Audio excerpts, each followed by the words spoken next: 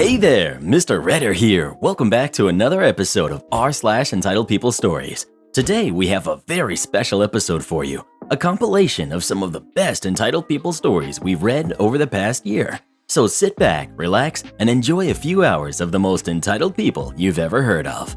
And by the way, Karen assured me that for every thumbs up this video gets, she won't try to get anyone fired for an entire week.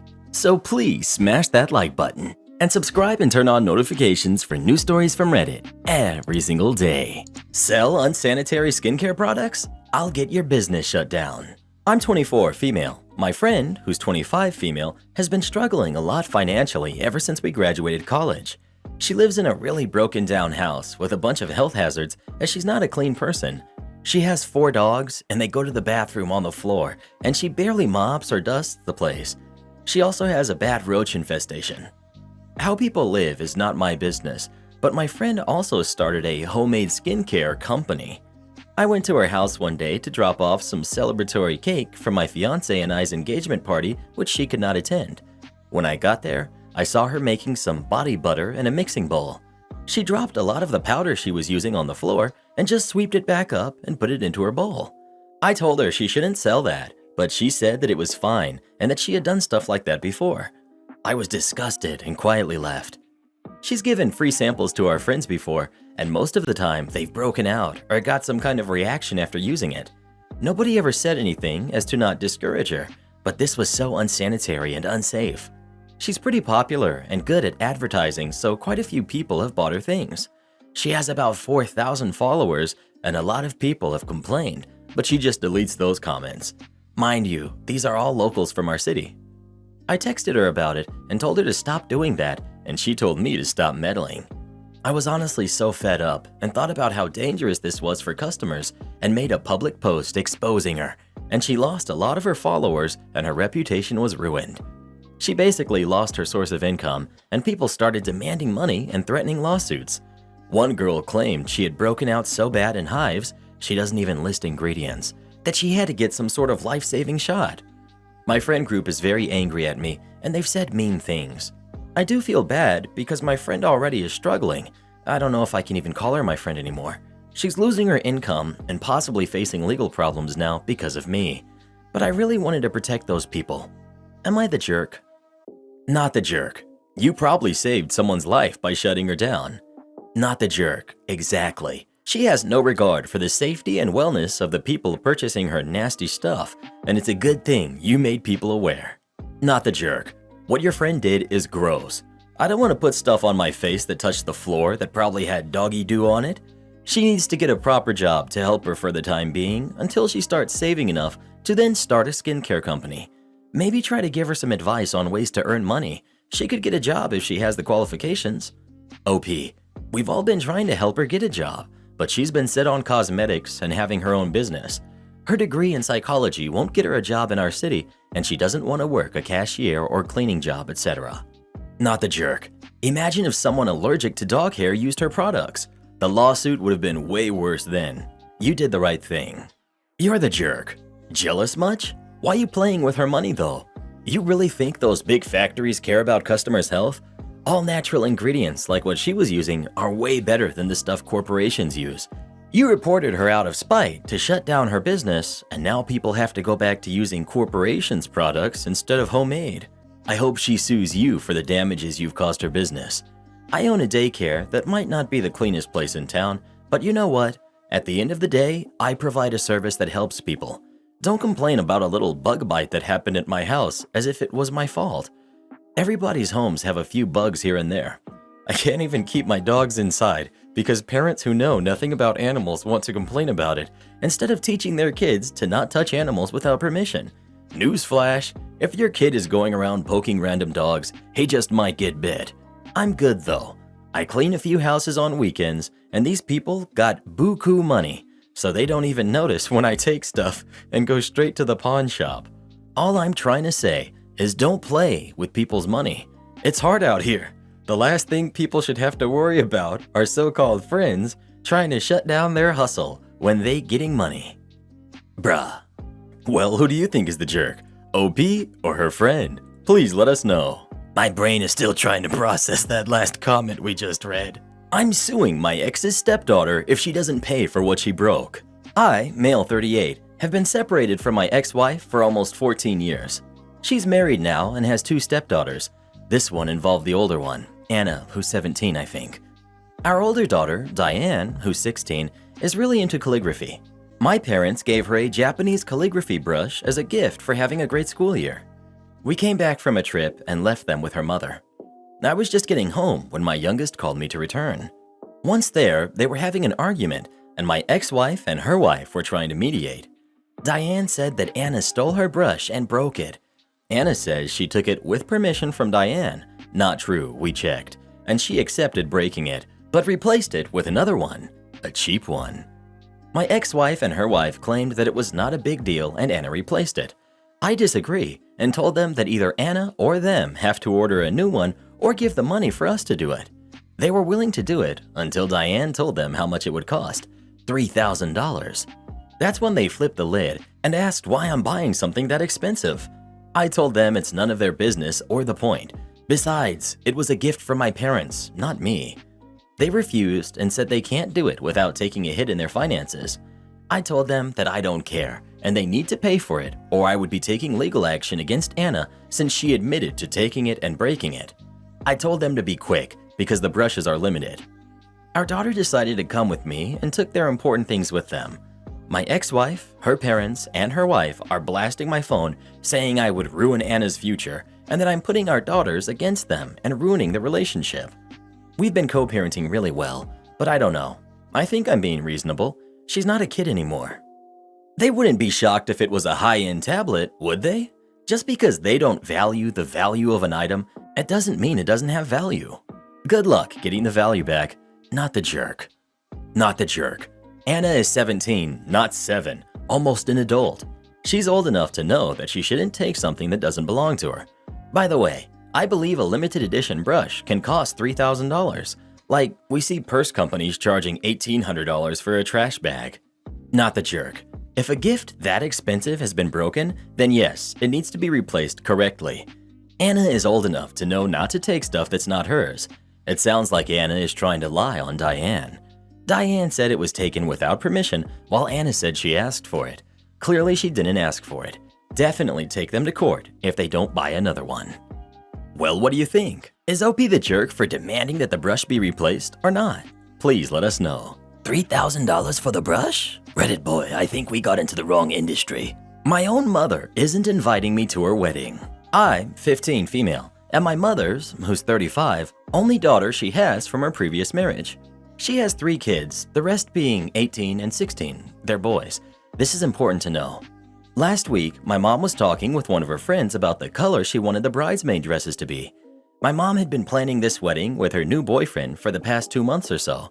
They've been engaged for about 1 year. The wedding is in December and on the day before my birthday. Me and my mom have been planning a party for me around the same time she was for the wedding. She insisted it was all right and that her boyfriend and her would go on their honeymoon the next day. While she was talking, I asked her when we were going to look for my dress since she had asked me to be the flower girl.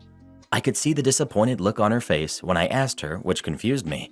She responded only a few minutes later and said, "We'll talk about it later." A few hours later, my mom came to me. I thought she was going to talk about the dress situation, but instead, she set me down and explained how her new boyfriend thought it would be a better fit for their 3 daughters to lead the wedding. Whatever, I was cool with that. But it's important to note that my mom had always wanted all the girls. I was a girl, but I had looked too much like my father, which caused a strain in our relationship. My dad explained to me how my mother had postpartum when she had me and just couldn't connect with me because of it. So when she gave birth to my 3 younger step-siblings, who all looked like her, triplets who are 6 years old, she was obviously overjoyed. It hurt to see, but I was happy for her. My brothers had a similar experience, but were significantly better because they looked more like her. I know this is an overdramatic thing to say, but sometimes I feel like because my mother didn't feel as connected with me at birth was because I was a letdown right out the gate. After she was done, I asked her again about the dress because I still didn't have one. Again, that same disappointed look on her face came before telling me I wasn't invited to the wedding, simply because her boyfriend thought I would upset his family because I was from my mom's previous marriage and he didn't like my dad. She also explained how my birthday isn't happening either due to him wanting to go on their honeymoon right away. It turned into a screaming match with me yelling, "I'm sorry I don't look like you enough for you to love me. I'm sorry you were too conceited for you to get over the fact that I look like my dad."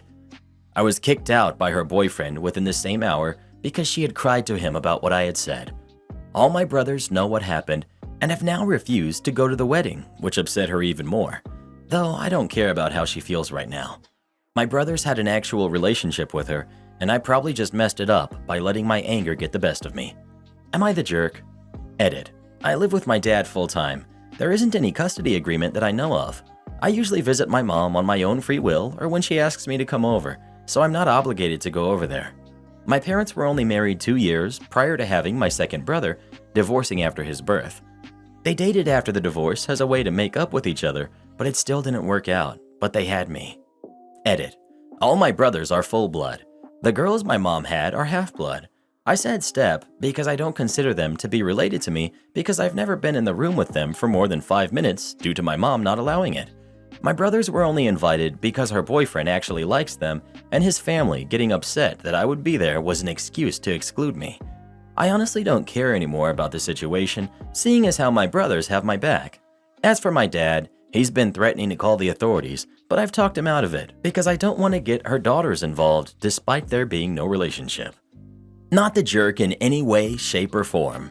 This makes me so sad for you. Your mom, on the other hand, and her fiance are both major jerks. Won't wait for your friend before we seat your table? Okay, follow me. I work for a chain restaurant as a hostess. There's about 150 to 200 locations across the country. It's a Southern-style restaurant and we line dance. That's just for reference. Considering this is not a small chain, we have corporate policies that all locations have to abide by. One of those policies is that we cannot seat an incomplete party. If you put your party in for 4 people, we have to be able to count all members of your party before we take you to your table. This allows for all members to be able to order their food at the same time and have faster table turnout. This policy has some guests grumbling, but most wait until they have a full party, except this one lady yesterday. She calls in for a party of 6 on our call-ahead wait list. On the phone, we make sure to tell every guest that they need to show up with the entire party. We send her a text to check in when the party is ready, and she does so. We page her to come inside, and lo and behold, there are only 5 members. I tell her we need to see that 6th member before we can seat them. No issue there, she goes back outside. 15 minutes later, she comes back in and says they're all here. I and my other hosts still only count 5 people. She makes a scene, saying it's ridiculous, and I direct her to the sign on the host stand that clearly states our policy. She said her 6th guest could be up to an hour late. I tell her no matter how late someone may be, we have to stick to our policies. I said it more professionally, but you get the gist. She looks to her husband, presumably, and turns back to me and says, "He's not coming anymore. Can we be set now?" Here's the malicious compliance. Most people know that tables come in the ability to seat in even numbers, 2, 4, 6, 8, 10, etc. She figured if she was a party of 5 and we set her at a 6 top, then her other party member would be able to sit. I tell her, okay, no problem. I'll remark you as a party of 5. I set her at a 4 top with a chair on the end. Boom! 5 tabletop for a 5-member party. Already limited space, and no way could another member sit down. She asks to sit somewhere else, and I tell her that the restaurant is packed, and if she had renamed her party as a party of 5 earlier, I would have been able to put her at a 6 top. 6th guy comes along almost an hour and a half later, tried to pull up a chair, and my manager told them that more than one chair at the end of a 4 top creates a fire hazard. Sorry, corporate policies. Not sure if this is considered malicious compliance. I'm still getting a hang of this subreddit, but thought I'd share a petty moment working as an underpaid college student in a busy chain restaurant. Edit. Here's a little more info as if it matters, but this lady was making a really huge scene when we said we couldn't seat her.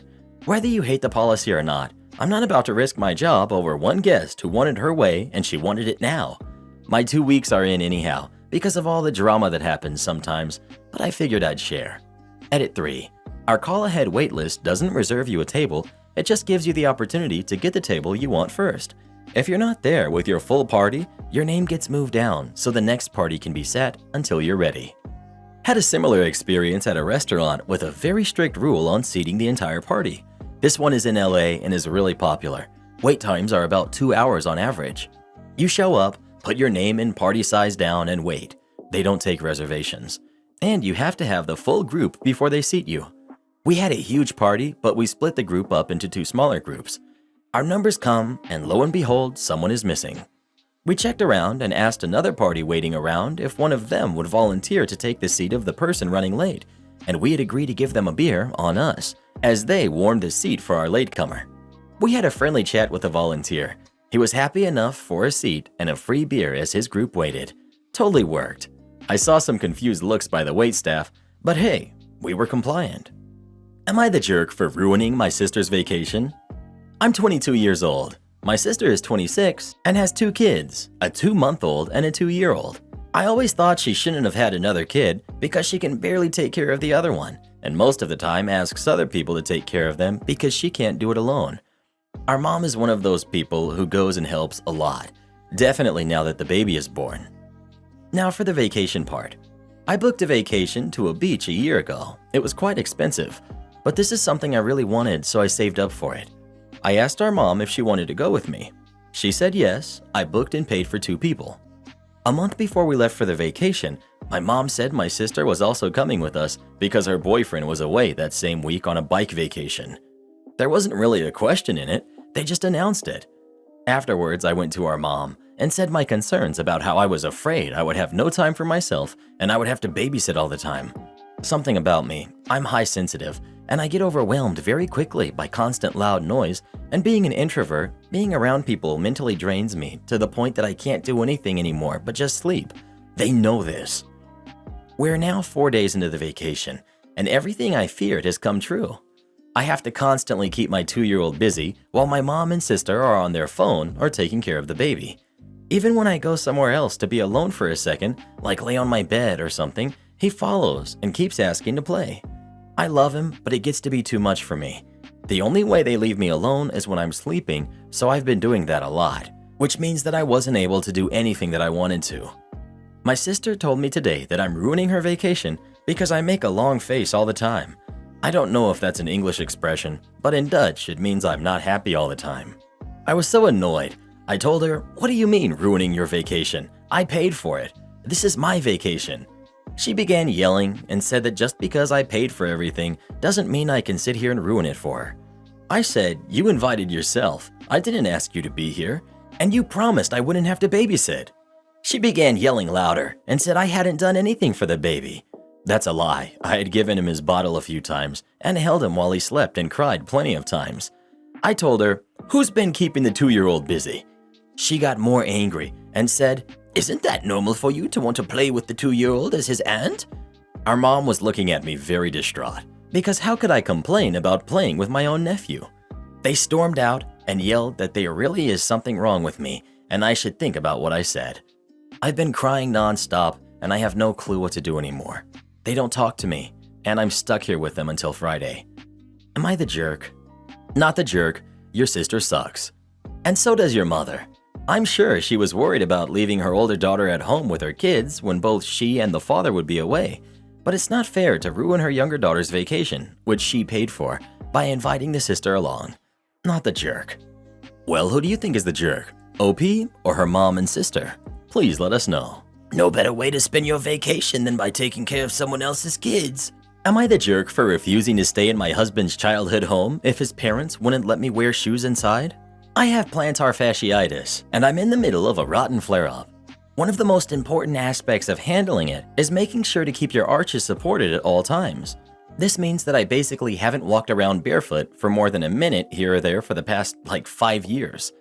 I have a pair of shoes for inside only. They've never been beyond the front door to my house. Then I have extra supportive other shoes as well. Then I have a pair of travel shoes that I take with me if I'm ever visiting someone's home. Well, I guess that was a huge issue for my mother-in-law because we visited their home for the first time since it started. I thought everything was going to be fine until I switched into my house shoes and she got on my case about no shoes in the house. I explained like I did above, and she just said, "It's the house rule and has always been." I looked to my husband for support or guidance, and he told his mom that it wasn't a big deal. The shoes have never been outside, etc. Mom wouldn't budge. I really wasn't looking to make my flare-up worse, especially when we had plans to go hiking with them. So I said that if I can't wear them, I'm going to have to probably stay elsewhere or join them outside. Mother-in-law said I was being melodramatic, and then said, "I've had PF before, and I didn't need to wear shoes all the time." I told her that was great, but that it had nothing to do with me. Well, she did eventually cave, and she was pretty passive-aggressive about it all. She kept staring at my feet, staring at the carpet after I'd walked on it, etc. Then when I took out my tennis ball to do my foot exercises while we were just sitting around watching a movie together, she kept huffing and rolling her eyes. So in general, I wouldn't think I was the jerk, but father-in-law took me aside on day 4 and asked me if I could just try to meet her halfway and maybe just wear them when I was walking around in the guest room. He said that they had extended enough hospitality and I could at least try not to be a poor guest. I just said no and told him to talk to my husband about it. He said there was no need for that and just sighed, and that was that. I'm kind of worried I was a nightmare guest. Am I the jerk? First-time poster, long-time reader. I was ready to agree with mother-in-law here because I'm a clean freak and I hate shoes inside. But I read the whole thing, and you're basically wearing what amounts to house slippers. Mother-in-law is being melodramatic. I can't imagine treating a guest like that in my house. Not the jerk. Agreed. Shoes in the house is usually a hard no for me, but indoor shoes to me are the equivalent of slippers. Nothing wrong with keeping your feet warm and supported so long as you aren't tracking dirt inside. Well, who do you think is the jerk? OP or mother-in-law? Please let us know. Is it just me, or does everyone seem to have hard floors now instead of carpet? I kinda miss carpet. Back when I was a kid, we had carpet. Injure me, then fire me? Okay, I'll take you to federal court and report your wife for fraud. Earlier this year, I was injured on the job. My employer never disclosed his LLC was workman's comp exempt until I was in the parking lot of urgent care. I'm in a bad state for workers' rights, and state law mandates that because my boss had too few employees, he was legally exempt. Because he was workman's comp exempt, I couldn't say the word work at any doctor or my personal health insurance would be voided. An urgent care visit was $100, whereas workman's comp visit billed $1,500. I essentially was forced to twist the truth to get good care. Boss offered to pay medical bills and continued paying salary during recovery. So nice, right? Note, I had worked for nearly 2 years, and during the entire time, my boss had been so nice, giving extra holiday and birthday bonuses, defending me if someone was rude, so just being overall an ethical and honorable stand-up guy. At the 6-week mark to the day, I receive a termination email and letter of recommendation. My now ex-boss says he cares about my physical health, and he worries if I continue working for him, I would get injured, thereby covering himself for personal injury and negligence claim. I reply that I'm temporarily totally disabled. My state also offers no help with this for residents, and asked him that, since he failed to disclose he was workman's comp exempt, if he would do the right thing and replace workman's comp, wages only, for 6 months because it would take me that much or longer to heal. X-rays showed no bone breaks, but MRIs showed tendon and ligament tears, which are actually tougher to heal than bone breaks. I need physical therapy and would maybe require surgery. Radio silence. Crickets. Note, during all my time working, I never missed a day of work and have never been written up once. Now I moved back in to live with my parents because my home is 2 stories and I couldn't walk upstairs. I call workman's comp and personal injury lawyers, 30 plus, who confirm I have 0 grounds for winning a case despite my legitimate injuries. I begin scouring all my work-related documents and texts and discover my boss has logged my payroll as 40 hours per week flat when I averaged 50 to 60-hour work weeks, healthcare field. Note, my boss paid above market rate, so I always felt I'd been paid well. And he had made up for it via bonuses, which is actually illegal to use as an overtime alternative, but I didn't know this until I saw the payroll itemizations. I spend about 20 hours researching what I'm owed specifically, and it's about $10,000 more than the 6 months of cash I originally asked for, since all overtime gives you liquidated damages plus lawyer's fees. I find an employment lawyer for a flat fee of $1,500. All others wanted contingency percentage of my payout, and send a letter saying if he doesn't pay in 15 days, we're taking him to federal court for FLSA violation. The letter my lawyer sent had federal all over them. Now, I wish my boss had stayed radio silent and I could have taken him to court. I had all the documents to win. Unfortunately, my boss replied 2 days later with a check for the lower amount in my email. The good news? My lawyer doesn't check his mail until 15 days later, and when I go to cash the check, there's a stop payment. My lawyer sends a letter saying we're going to also sue for fraud in the inducement. This begins a chain of back and forth letters between my ex-boss and lawyer, with my boss basically pleading us not to sue and paying the original amount. I had to sign a release saying I wouldn't sue for anything else, but my lawyer says the release was written by an amateur, aka my boss and not a real lawyer. I don't consider the fallout the money because my boss has $7 million in the bank, so to him, the payout was nothing. Fallout came after the payout. My boss took down all his ads and websites he had for hiring. I discover his loyal worker of 5 years read all the letters and ends up quitting. She knew I was fired for being injured too, so he's in a big hiring bind. He had pretty high turnovers, and even before all the drama. And I submitted a video to Social Security of my now ex-boss wife driving a golf cart when she claims $30,000 a year income from the state's disability benefits. She was also a jerk to me, and my boss knew she was lying about being blind and didn't care. Hopefully, that will be a new surprise for them coming soon. I'll probably resend the 2-minute video of this golf cart driving blind woman to the state's disability fraud department on a weekly basis. If we had ended on good terms, I never would have reported her. I got in the mid-5 figures payout, but half will be going to rent and medical bills. I still have about 3 months left to heal, during which I can't work because of all the doctor's appointments, etc. I don't feel like a winner because I got a payout, and I'd give it all back for none of this to have happened. Call me on my days off? I guess you're paying me for a call out. Years ago, I worked in the energy industry. My location was manned by a single person working 10-hour days with 8 days on and 6 days off. In the off hours, automation kept things running.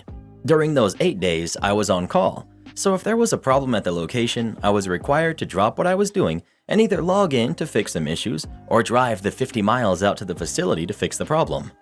Company policy stated that if there was a call, regardless if it warranted a response to drive out or if we could handle it remotely through our computer, we got paid for a minimum of 2 hours at time and a half. After a particularly rough shift with lots of nights spent on location, I went on a much-needed set of days off. On my first day off, my counterpart on the other shift called with questions about the problems I had had. I answered and went about resting. The next day, I decided to take a break and go off-grid for the day. When I returned, I had a number of calls from my boss. When I called him back, he reprimanded me and told me that I was an on-call employee, so I need to answer when called. Annoyed, I just said okay, but asked him to follow that up with an email, which he did. We talked more about the problems for about 10 minutes and hung up. That evening, my counterpart called me 3 more times and we talked through some ideas for fixing it. Over the next 4 days I had off, he, my boss, and others working on the issue called many times. Now, remember when my boss said I was an on-call employee and I was required to answer? I added each call to my timesheet. At the end of my 6 days off, I had made just as many hours as I would in my 8-day shift. At the end of the pay period, I was called into the office where he and the district manager demanded that I explain the excessive callouts. I provided the email sent to me by my boss as well as the company policy for calls. They said that was a pretty wide interpretation of both. I countered and said that I had been called and I answered as required by my boss's email, so per policy, I was entitled to call-out pay. They disagreed and called in the vice president and HR, who surprisingly agreed with me. I was paid out for the time, and the rule became that you were only to call off-duty employees in dire emergencies. I was never called on my days off again. Karen mother-in-law tries to force me to change my son's last name. Edit. LEO means law enforcement officer. I'm a mother of a 6-year-old son. I've been with my husband for 3 years. His family is a big, proud family of law enforcement officers, and my husband is a law enforcement officer himself. They love my son as their own, but mother-in-law repeatedly asks about the possibility of giving him the family's last name, as in changing his last name, which belongs to my late husband, then lists the reasons why I should consider it. I gave no clear answers in hopes that she'd drop it. My husband was working when me and my son visited his family last weekend. Mother-in-law asked again when I will finally give my son the family's name. I felt annoyed and said I needed time to think about it to get her off of my back, but brother-in-law chimed in, saying I should feel honored and not even take time to think about it because his family's name and reputation are well known among others. Mother-in-law said by not considering it, I'm creating distance between them and my son and preventing them from being a family under one name. I was mad. I said I wasn't going to do that anytime soon and will wait until my son is old enough to decide. I added that I don't feel it's right to make this decision on my son's behalf, no matter how much his stepfamily loves him. He already has a father that gave him a respectful last name, and so this should be enough, period. Brother-in-law and his cousin chuckled, sarcastically. Mother-in-law and sister-in-law said I was a hypocrite for expecting them to treat my son as their own and yet refused to let them give him their last name. I responded that they're the ones letting a name dictate the kind of relationship they have with my son. I don't understand why it's so important to have my son have their last name. Like, it's supposed to complete him or something. Mother-in-law still argued about it after I said this was between me and my husband and didn't stop, so I left during the dinner, then got a text from mother-in-law thanking me for rudely telling her that her family's last name isn't good enough for me and my son. She said it's my decision to keep my son's last name, but should no longer expect them to treat him as if they are his family after I made it abundantly clear that they are not.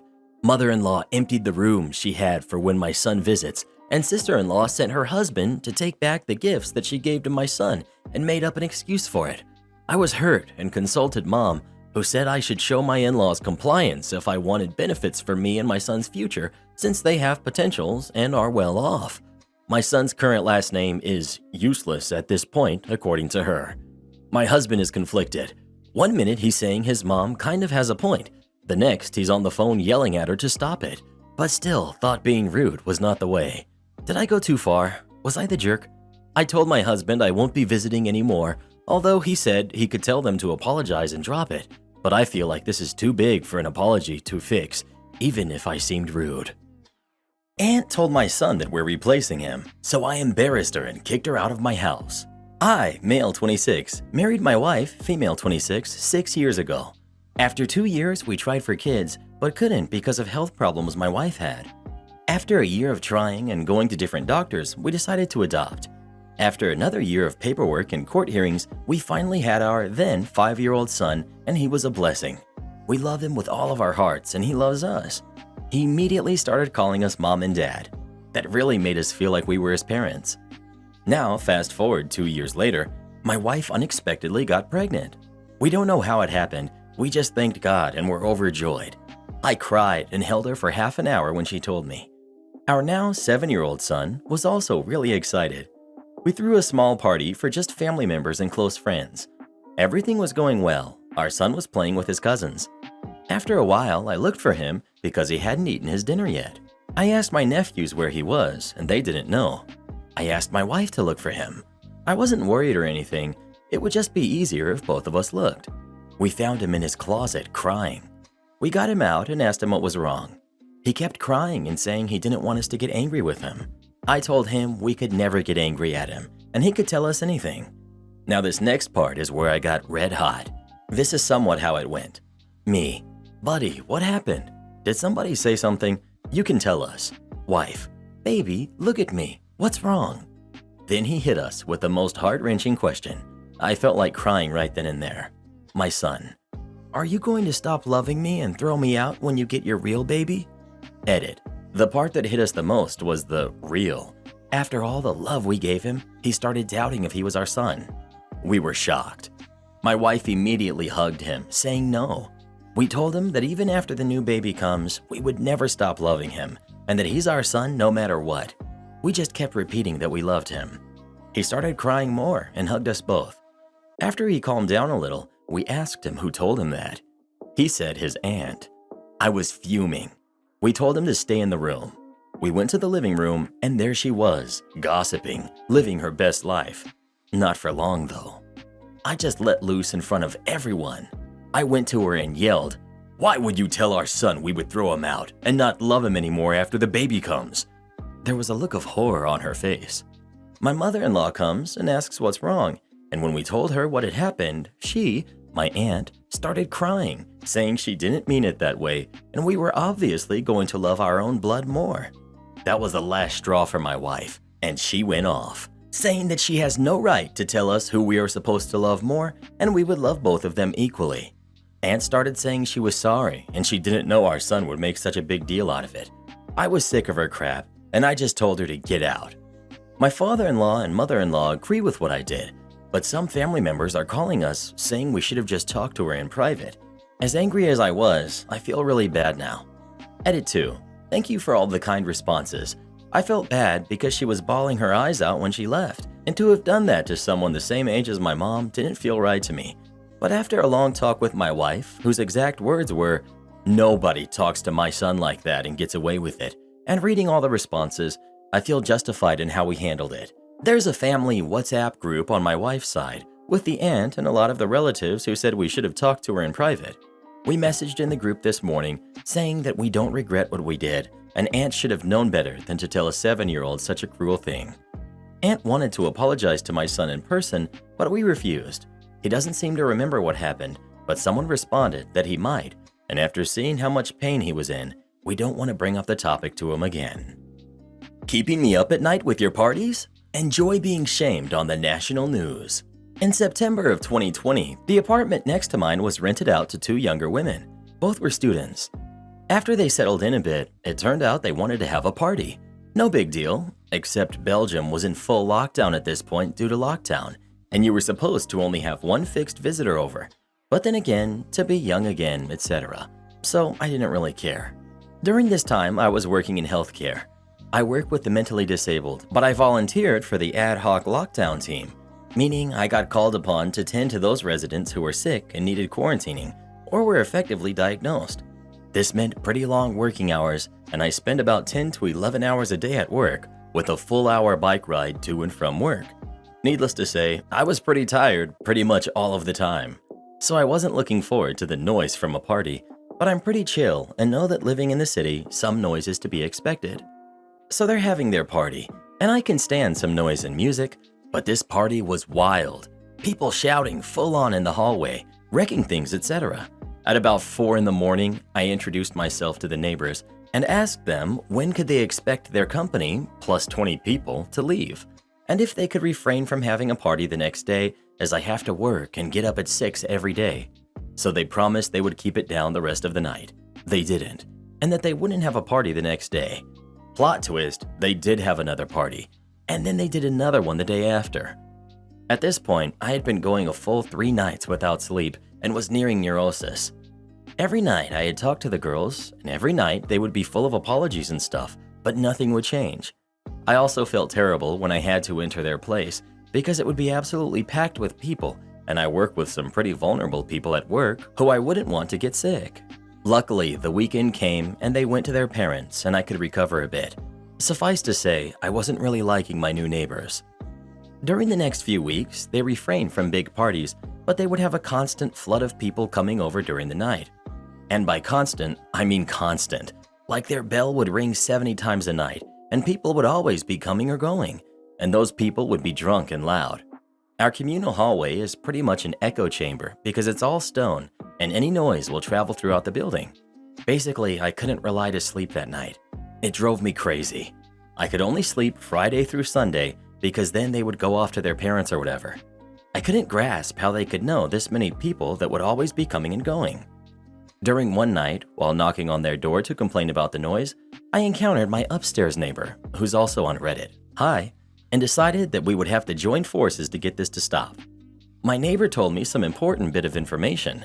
The reason there were people coming and going all the time was because they used their apartment as a makeshift bar and hangout. During this time, bars were closed due to lockdown, and all those students were using this big apartment to hang out.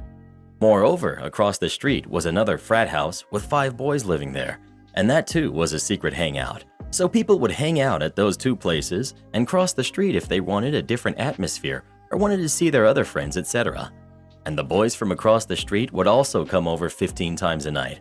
Most visitors seemed to be law students or affiliated with them. Basically, our communal hallway was just a part of their cafe space now. So we tried talking to the girls. Then we started to talk to the visitors. None of them had any sympathy for us when we were asking them to be quiet at 4 in the morning. Most of them just laughed at us as we were the pesky neighbors, no doubt. Even more of them were just so wasted that they didn't know what they were doing. So we started calling the police, dozens of times.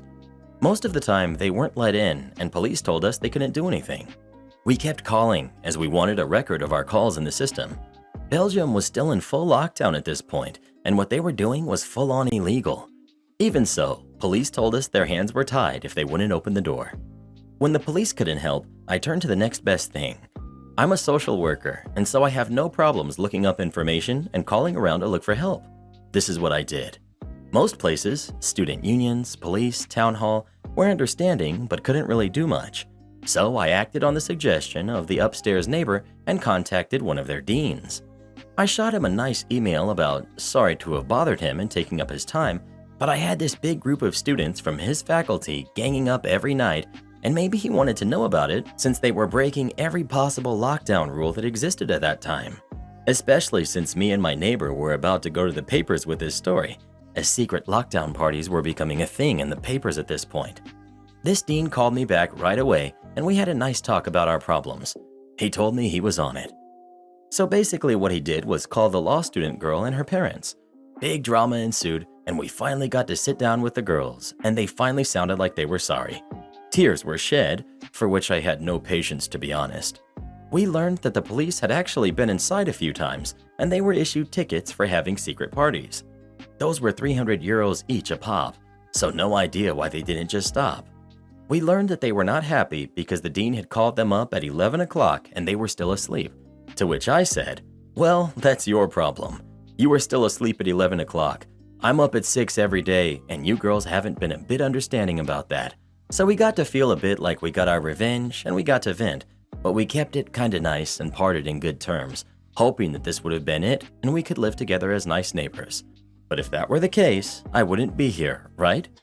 You'd think they would have gotten the point now and would refrain from making noise and partying. Well, you'd be wrong. Basically what they did was, they moved to the frat house across the street and started partying there. There were slightly less people running to and fro, but the noise was still a problem, and we were now in the middle of the second lockdown wave, and these people were meeting up with big groups like crazy, while I hadn't seen a soul in almost a year.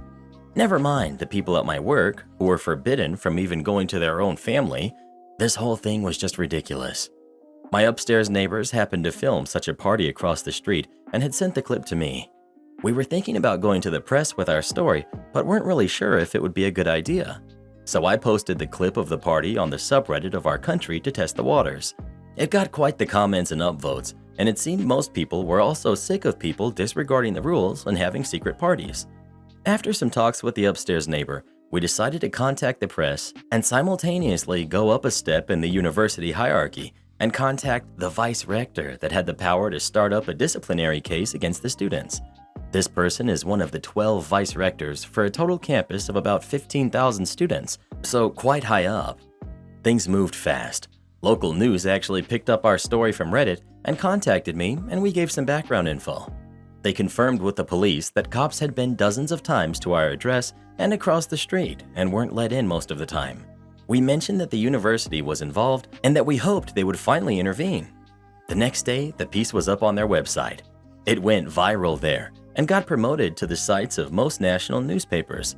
Its headline was sensational enough, mentioning the dozens of times police had shown up and also mentioning how healthcare workers were being kept up by selfish students. At the same time, the vice rector contacted us to take our statements, which we already had prepared up on paper, and informed us that they would investigate and could possibly start up disciplinary actions. At the same time, more reporters were contacting me through the day, and we made sure to mention that to her and link the university the printed articles. The next day while at work, I got a message from the upstairs neighbor that a film crew from the national news was at our doorstep. He declined to talk to them, and I would have done the same since this was getting pretty big now. But they made a segment anyway, and sure enough, that night at 7, here was my street, and a short section about cops standing in front of a closed door a dozen times and the local press cop talking about the troubles of closed doors. Best part about it was that a student from the offending frat house across the street had let the film crew in and said on camera exactly what we were accusing them of towards the university. That they had been having parties and didn't let the cops in, and that they had done it multiple times. No idea what made him think that was a good idea. Anyway, trying not to make a huge story even longer, the press died down sometime later, thank God, and the disciplinary action from the uni went through. Before the hearing, we sat down with the girls from our block and cleared some things up. We wanted to live like normal people together, and we tried to make some amends. Because we put in a kind of good word for them, they got the lighter end of the stick. 40 hours of community service and some probation. The guys across the street got 80 hours each, and each had to write us a letter of apology, which I thoroughly enjoyed reading every time I got one. Sad part is, most of them sounded just like dumb young kids, but that was after getting called out on the news and being part of a disciplinary action. But we never wanted to escalate things this far. Some noise is to be expected when living in the same building, and we were never going to go to these extremes for some expected noises. But these people went to the extremes, and so we were forced to do the same. Rest of the year, a simple message on WhatsApp was enough to silence any noises we had coming from their apartment. If anything, I hope they learned that even very polite and chill people can become very upset when presented with sleep deprivation and excessive noise. Am I the jerk for not following the school supply standards for my kids? I, 35 male, have 2 kids who are 9 and 5. My littlest one is going into kindergarten, and I was so excited to properly include him in our school shopping routine. He's always tagged along with his brother and gotten his own arts and crafts stuff to use at home, of course, but there's a new layer of excitement this year. We always allow independence and choices as long as it doesn't become inconvenient. For example, if my kid picks out the 120 count crayons, we might redirect him to the 96 count instead, since that's easier to carry around in his backpack. Other than practicality, we don't try to persuade them in any way. It's always a fun experience and a great way to kick off the school year, and to relieve some of those, "Oh no, my baby is leaving me," fears for my husband and I with our 5-year-old. We usually grab quite a few of the items on the teacher's wish lists as well, and make a point to wrap it up nicely as a little thank you present from our kids to the educator that will be spending the year with them. This year, upon receiving the school supplies list, there's a note made at the top that all supplies should be exactly as listed on the sheet, such as a 24-pack of crayons, as all items will be shared with every student in the class. This was confusing for me, as I buy the items specifically for my kid. I decided I was going to go through with our supply shopping tradition as normal, never getting anything less than what was required, of course, and send a note with both of my boys that their items would be their own and could be kept in their backpacks as usual. When I expressed this sentiment to those around me, aside from my husband who was on my side, they weren't very receptive to the idea. Am I the jerk for not following the rules listed? Edit. I am 100% open and now intend to buy extra school supplies to send with each of my kids for those whose families can't afford to purchase them. My kiddos also love to share, and I'm sure they would love to pass around some colors from their boxes of crayons or let someone borrow their scissors when the time came. We also respect teachers and don't expect them to provide supplies for every student. Just wanted to clear these things up. You're the jerk for the reasons others have mentioned. 14 years in the public schools. You don't want to start the year by being that parent. You just don't. Most classrooms I was in, extra items were simply sent home or not used. May I suggest that you could set up a homework station at home with some of the off-list items that your kiddos would like? Seriously, don't be that parent. It won't help you or your kid. What happens to parents that are that parent? Do you treat the kid different? People keep saying this, and I'm trying to figure out what is being implied, not trying to be rude. It's a first impression thing. If your first interaction with that teacher is you being all me, that teacher is going to dread dealing with you. They won't treat your kid poorly, but they'll internally roll their eyes every time they have to interact with you. I teach high school, so only wish parents would provide some supplies, Kleenex and hand sanitizer specifically. Want to know why? Parents found out everything is redistributed after the first year and now buys cheaper stuff to send in. I understand the intentions behind this and why you would ask parents to send in extra if they could, but to take away something specifically picked out and purchased for your kid just doesn't sit well with a lot of parents. For example, I got my nephew a Spider-Man pencil and eraser set for his birthday a couple years ago. Among other kids, he's obsessed with the multiverse movie and couldn't wait to show his friends. Come to find out, both were redistributed, and he was given Paw Patrol, which he didn't watch. Why wasn't the pack of mechanical and number 2 pencils his mother donated enough?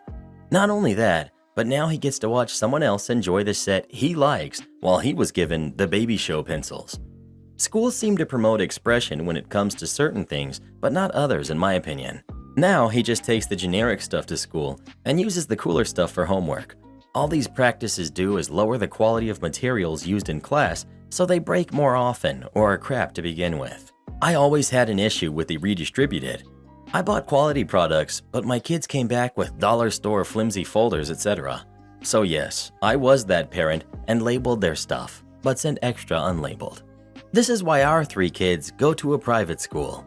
Among their numerous cousins, my kids are the only ones not on countless meds, dealing with depressions and anxiety, and walking around with clownish hair colors. Call me crazy, but maybe there's a correlation between being taught actual values and our kids being mentally healthy as a result. Of course, my kids also have great parents here at home that actually care about them.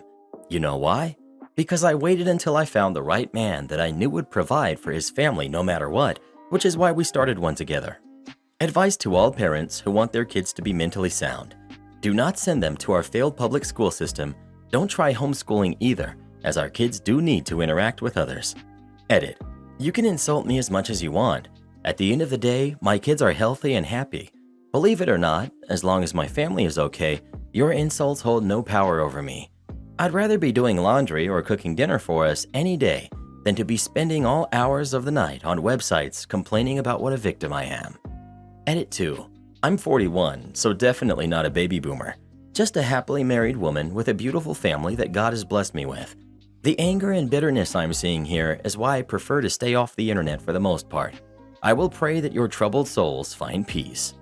Kumbaya, my lord, kumbaya. Well, who do you think is the jerk? OP or the teacher? Please let us know. Back in my day, it was so rough, you were responsible for your own school supplies. Owner of a restaurant wanted me to spy and tell them what was wrong with the restaurant, so I did. I've never been a manager before, but I have my bachelor's degree in management. I just started at a new restaurant. I've come from several corporate companies, but this place was a second store of a mom and pop company. I've always been a server, but I was hired as a bartender, important for later. In the interview, the 2 owners tell me that they're looking to make the place more professional and turn some things around. Get hired on the spot to come in the next day. I come in, no one knows anything. I'm not on the schedule, my trainer is late, there isn't a manager, and the owners are nowhere to be found.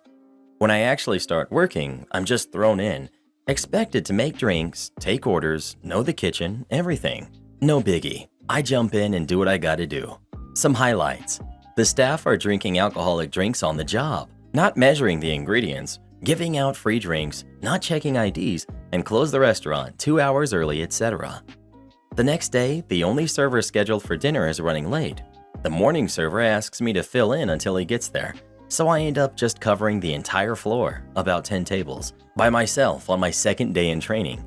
The owners tell me, over the phone, how awesome I am for jumping in and covering this, and I'm exactly what they need to fix the restaurant. On day 3, they call me into the office to check in and see how everything is going. I tell them that I'm confused and I need recipes for the drinks, since only one bartender knows any recipes. They ask me what I've noticed is wrong, and I tell them what the other bartenders are doing that's not supposed to happen. I tell them honestly about the lack of controls, the lack of recipe cards, and the closing early. They blame it all on the bartenders and thank me.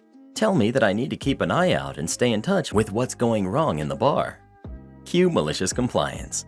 I tell them straight up that the problem is the lack of management, that if they want recipe cards, training procedures, or drink standards, that they either need to do it themselves or pay a bartender manager wages to do it. That it isn't the bartender's fault that these things are wrong, and they need to step up.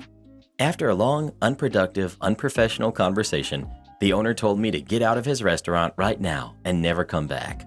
So I did, and I took the other 2 bartenders on shift with me, leaving them with no one in the restaurant to serve.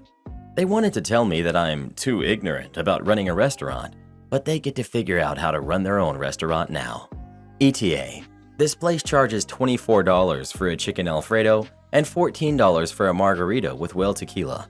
I saw so many $200 tickets. Not a cheap place. Why wasn't I at my desk? I'll tell you why. About 15 years ago, I worked in a large hospital for kids in the maintenance department. Our manager, let's call her Karen, was a major jerk. No one on our team liked her, and we outwardly showed no respect for her after her constant harassment towards us in the 2 years she worked there. She would call us on the maintenance radios and be rude, or tell the guys they were being incompetent. It was beyond micromanagement, but also rude on top of it. She expected the maintenance guys to come do work on her house for free, or would tell some of the hospital vendors she would guarantee the hospital contract if they did work at her house for cheap. She used to brag about this to me. Karen and I were the only women in our department of about 25 people. I was a mouthy 20-something-year-old and didn't care for her attitude and regularly would say, "Yeah, sure, whatever," when she asked me to do things. I would do what she asked because it was my job, but I would have made a non-committal remark like that. One time, she asked me to come to her house and help her pull down dead trees in her backyard since she was having a pool installed. I said no, mainly because I wouldn't do it for someone I liked, let alone her, and pretty soon after she started treating me even worse than she did before. She had been trying to get me in trouble since then, such as CCing her buddy in HR on emails to me asking for status on projects that I was working on and wanted my replies in writing. Fast forward 6 months later, me and one of the maintenance guys were chatting in the office and I was 5 months pregnant with my first baby. She asked me to do something, I don't remember what, and I said, "Yeah, whatever, sure, I'll do that in a few minutes." And I turned back around to talk to my coworker. She's standing behind me and I can hear her whisper, I wish I could smack you. I can see my coworker saw her say it too, and I made no comment, but I was shocked. I acted like I didn't hear her though. She left the office a minute later to do something. I get up and walk down the hall to employee health department because I'm fuming and my heart was racing, also 5 months pregnant. The employee health nurse has me lay down for a bit, take my vitals, write up a formal report. An hour later, send me back to my desk as okay to continue working. When I log back in, I see an email from Karen with HR CC'd asking where I had been for the last hour as she called the office phone a bunch of times and had abandoned my desk. So I emailed her back. I apologize for being away from my desk. When you said you'd like to smack me, I was so upset I had to be calmed down and have mine and my baby's vitals checked at employee health, and they were concerned about my hostile working environment and wanted me to stay there for the full hour. I made sure I BCC'd her buddy in HR and all of HR, her boss and his boss to make sure everyone saw it. I was summoned to HR about 30 minutes later. I knew Karen hadn't seen my reply yet. This was early 2000s and her computer was down in the office near me. They had me go home for the day and put me on admin leave for 3 extra days. I came back to the office to see her desk had been emptied out and we never saw her again. Those guys in maintenance threw me the best baby shower ever 3 months later. Returning a massively nearly empty box to Amazon. I ordered 2 items a few weeks ago, a drafting table and a small $32 plastic shelf bracket from Amazon. And for some illogical reason, they put the 2 items together in a box that could have fit 2 drafting tables, but ended up being 75% empty and almost 4 feet by 3 feet by 1.5 feet. Of course, the plastic shelf was destroyed when I opened it from being bashed around in the empty box against the table. I'm in Canada, and shipping here is expensive due to so few people and such a large expanse of land to traverse. Our national post office has very high prices to ship. When I filed my refund claim at Amazon, I was surprised that they asked for the item to be returned because it was shattered and really small and could fit in my hand. But they provided a return shipping label for Canada Post, which I was to print and affix to the box. I don't have a printer. The closest post office is a 40-minute walk, and I injured my arm a couple weeks ago doing a YouTube push-up challenge. Teachable moment. Don't do 100 wide arm push-ups every day for 2 weeks with a TRX. You will destroy your rotator cuffs and need physiotherapy. So I can't carry anything right now, which is why I had ordered from Amazon in the first place. Now, the logical thing to do in this situation would be to take a smaller box that I could easily handle with a backpack and return the small, lightweight item in the smaller box. Forget that noise. I waited as long as I could for my arms to get better, but nearing the last day to return the item, today I went to the library to print the return slip and I spent 20 minutes rigging up a system to string rope through the box so that I could tie it to my body and still roll on my bike to the post office. Yes, it was awkward biking through the city with a box tied to me, and the wind nearly turned me into a sail bike a couple of times, but it was worth it. I shipped that massive box back to those clowns nearly empty because I knew it would cost at least $80 to mail something that size with Canada Post due to being based on dimensions, not weight. Now who's the smart one, Bezos? Yeah, seems like more of a pain for the postal workers and Amazon employees and subsidiary hourly employees who have to actually handle the return than something the CEO would notice. Alternatively, use that smaller box for the return and stop by a pre-K center and see if they'd like the giant box to make a boat or spaceship out of. As a pre-K teacher, my guess is yes, they would. Bezos isn't going to care, but the guy that just lost his bathroom break because he has to break down this oversized return box while keeping his return opening metrics up isn't going to be happy. Most Amazon sales are from a small business as seller with Amazon as fulfillment. When OP shipped back a huge empty box, he did over the small business, not Amazon. Why would you make life harder for every underpaid worker that has to handle it? Hint, not Bezos. And massively increase the environmental impact just to stick it to Amazon, which isn't even going to feel it. If you really wanted to make a statement, don't buy from there in the first place. I have to use Amazon at work, but personally, I've avoided using them more than once or twice in the last few years. Speaking of Amazon, what was the last thing you ordered on Amazon? Please let us know. Ours was a Ryobi circular saw. Karen feels entitled to my inheritance because she's a single mom. I, 25 male, don't think what I said is bad, but who knows, maybe I'm wrong here. My sister, 26 female, met her boyfriend D 2 years ago. He's also 26, and let me just say, dude is a loser. He has 5 kids with 2 other women that he doesn't see, and since we've known him, he's been between jobs. My parents don't like him because my stepdad loaned him close to $2,000 and he never got repaid. My sister, being the genius that she is, decided she wanted to have a baby with him while she was still going to college because he promised to take care of her. It wasn't like this was a surprise pregnancy. She made a choice to actually have a kid with this guy. Everyone in my family practically screamed no, but she went ahead and got pregnant. Now she's all surprised Pikachu face when he broke up with her a month after my nephew was born, and he tells her he doesn't have money to help with the baby. My nephew is a year old. My sister is living in a studio and working full-time, no school either. A few times, she asks my parents for money. Thanks to my mom, she heard that my biological father has passed. Guy was very wealthy, so each of my half-siblings got a large amount of money. I haven't touched any of it because I don't want to go crazy. So the plan was to get in touch with a financial advisor. Point is, I'm not using that money for crap, and my sister is upset with me because I'm refusing to give her anything to help. She's not my biological dad's daughter, by the way, so that's why she didn't get a cut. Last time we fought, she told me she's struggling here, and I'm being a crappy brother to not help her out. Then I reminded her that she made the bad choice to be a mom with a deadbeat who wasn't going to help her. We all told her she'd be stupid to have a kid right now while she was in school with no career, and especially with a guy like him. And it's not my fault she made this dumb decision. She goes on complaining to my parents about it. Now my mom is getting mad at me for telling her that, because it's not my place to say something about her choices. I don't see how it was wrong pointing out a fact when she was getting mad at me for not helping her, like it's my fault that she's a single mom now. So I guess telling her that made me the jerk. But am I? My wife doesn't want our son going to Disney World for his friend's birthday because our daughter wasn't invited. This all started back in March. My son's best friend turned 13. In his family, 13th birthday is a huge deal.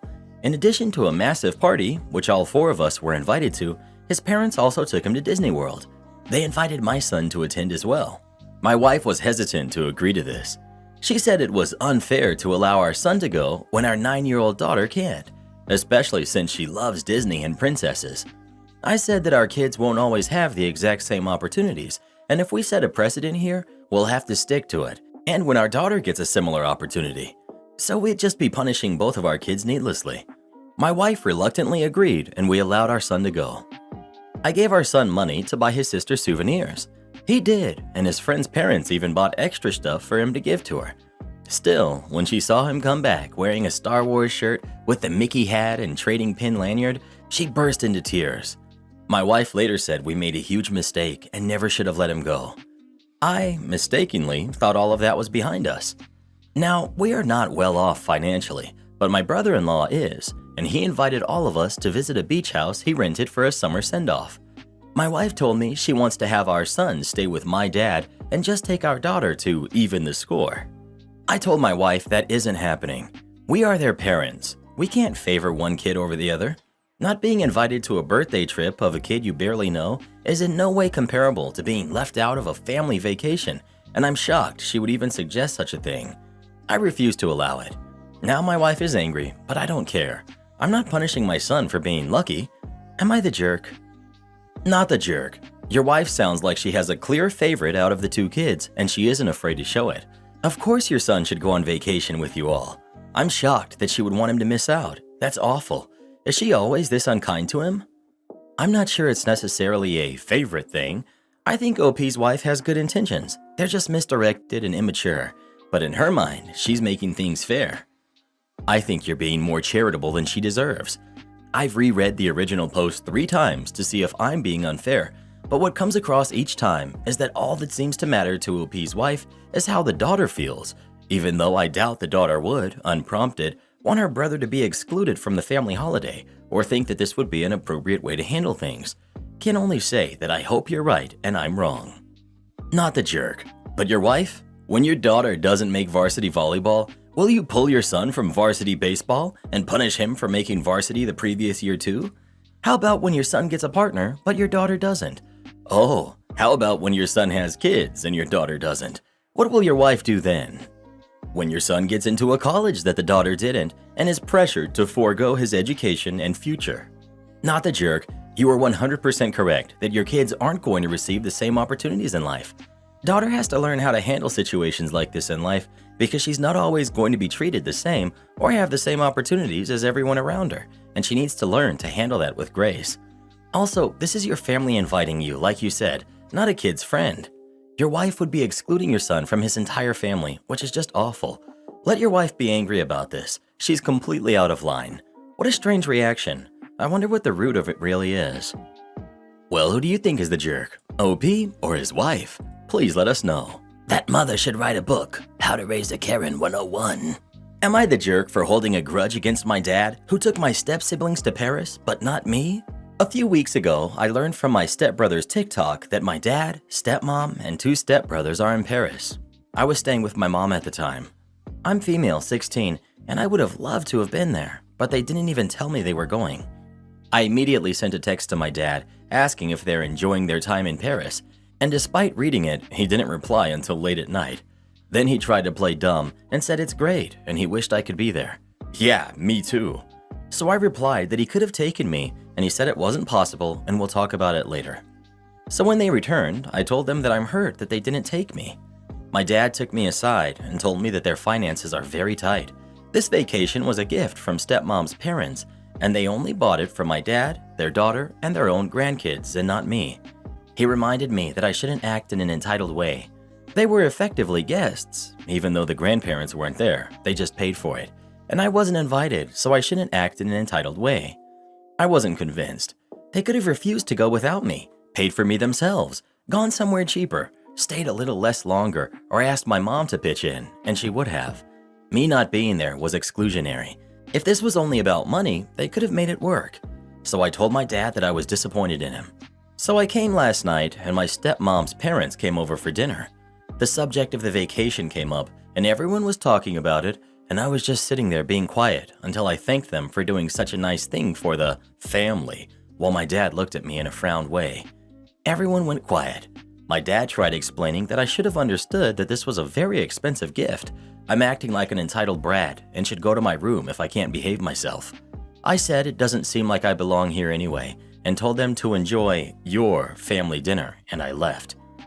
Later, the grandmother came to my room and tried explaining that they gifted this to their grandkids and couldn't afford to include me as well. She said they initially only had a budget for 3, their daughter and kids, but stretched themselves to 4 to include my dad as well. But while they wished they could have done it for me too, they really could not stretch it to 5. So I told her my problem is with my dad, and I have no beef with her, but she doesn't get to act like she cares about me either, and it's okay. I was like, I'm a stranger to you, and you don't care about me, so have some courage. Put your big girl pants on and wear it on your sleeve, and asked her to get the heck out of my room. She left, and I heard her telling my dad that I was very rude to her, so I'm grounded until further notice. Am I acting like an entitled brat, and am I the jerk in this situation? Edit. Not that it's relevant, but step-grandmother's comment about trying to include me, but not being able to work out the budget was nonsense. They're very rich, and this was an excuse, and she was taking me for a fool. But this is not relevant to me holding a grudge against my dad. I'm only specifying it for clarity. They tried explaining that they gifted this to their grandkids, which now includes you. This is a pretty easy not the jerk. They could have gifted something for the whole family, but they didn't. Your dad didn't decline and say if his daughter can't go, then he won't be going. This is clearly going to be a no-contact situation in the future. When I was 16 and wanted to travel abroad, my parents had a deal that I needed to earn some of the money myself. Now, these weren't family trips, but a 16-year-old can earn money babysitting and doing odd jobs to defray costs of travel. The fact that your dad did not tell you and did not even bother to try and find a way to make it work shows you what kind of a man he is. Please ask to move to your mom's 100%. He has made his choice, and his family is comfortable treating you like garbage. Don't take it. Take him for college tuition and decide in your 20s if you want to bother with him again. You're right to be mad, and not the jerk now, but if you keep yourself in this toxic situation, you would be the jerk. Step-grandma literally gaslit you, and now you're grounded? Run, OP. OP's dad has shown her that he has a new family now. The cold hard truth is that he simply doesn't care about her. OP, move to your mother's permanently. Your father has shown you where his priorities lie, and they are not with you. Not the jerk. The worst part is that she found out about the trip from a social media post while they were in Paris. Her dad didn't even have the nerve to tell her about the trip in advance. That tells you everything you need to know. He knew it was wrong, and he hoped you'd get away with it. Too bad he forgot about TikTok. Sorry, you're the jerk here. If your dad didn't have the money, then he didn't have it. They should have told you beforehand that they were going, but given how you're acting, I see why they didn't. Your step-grandmother even tried to talk to you about that situation and told you they didn't even want to include your dad. But you were rude to her for no reason. You are a kid, and sometimes kids don't understand finances the way they think they do. You can be upset with your dad, but being mean to your stepmom was over the top. I'm surprised I had to scroll for so long to find this. I see an entitled person who believes if she can't get it, no one should get it. Ugh, you're the jerk. You know how this sub goes. In this thread, the kid is not the jerk for being upset, but in another thread, the kid should accept that their step-siblings get different things. I remember a similar post to this one where the grandparents only took OP out for the trip, but not OP's stepkids. OP's mom and stepdad were very upset about it. In that situation, everyone defended the grandparents because the step-siblings were not considered their family. You're the jerk. Your stepmother's family is not your family. Why would they extend the trip to you? Your father is only related by marriage. While it does suck to be left out, they had no obligation to take you too. OP, my dad had the obligation to include his daughter in his family vacation. If it was your mother's family or your father's family biologically, then yes. You obviously don't know the mother of your stepmother very well. You even said that she doesn't owe you. You have no tie to the person that was paying for the trip. Sure, they could have asked, but it was pretty clear to me that your stepmother's mother wanted this to be a trip for her family members. She doesn't know you very well. It sounds like your dad didn't invite you because he couldn't afford to pay your way. It sucks, I'm sorry, but your father only got to go because of who he's married to, or he wouldn't have even been invited. Yes, you're an entitled brat. You're the jerk. The way you spoke to the grandmother was rude, along with uncalled for. You don't know anything about other people's finances. Well, what do you think? Is OP the jerk, or is her dad? Please let us know. Am I the jerk for not asking for money after taking a neighbor's kid to the ER? Okay, so this happened on Wednesday, and my husband is still giving me the cold shoulder. It was about 1 in the afternoon when I, 33 female, heard a knock at the door. I open it and see the 2 boys who live above us in a panic. The younger one was washing the dishes when he accidentally dropped a glass in the sink and it broke, which accidentally cut his hand. Not something a simple band-aid could fix.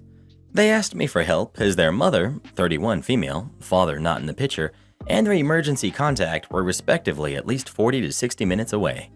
They called 911 and had already been waiting for 15 minutes upstairs for help, but there was little sign of quick assistance. Our emergency and medical system is pretty broken at the moment. You're lucky to get an ambulance within 35 minutes. It's bad, so I'm sadly not surprised.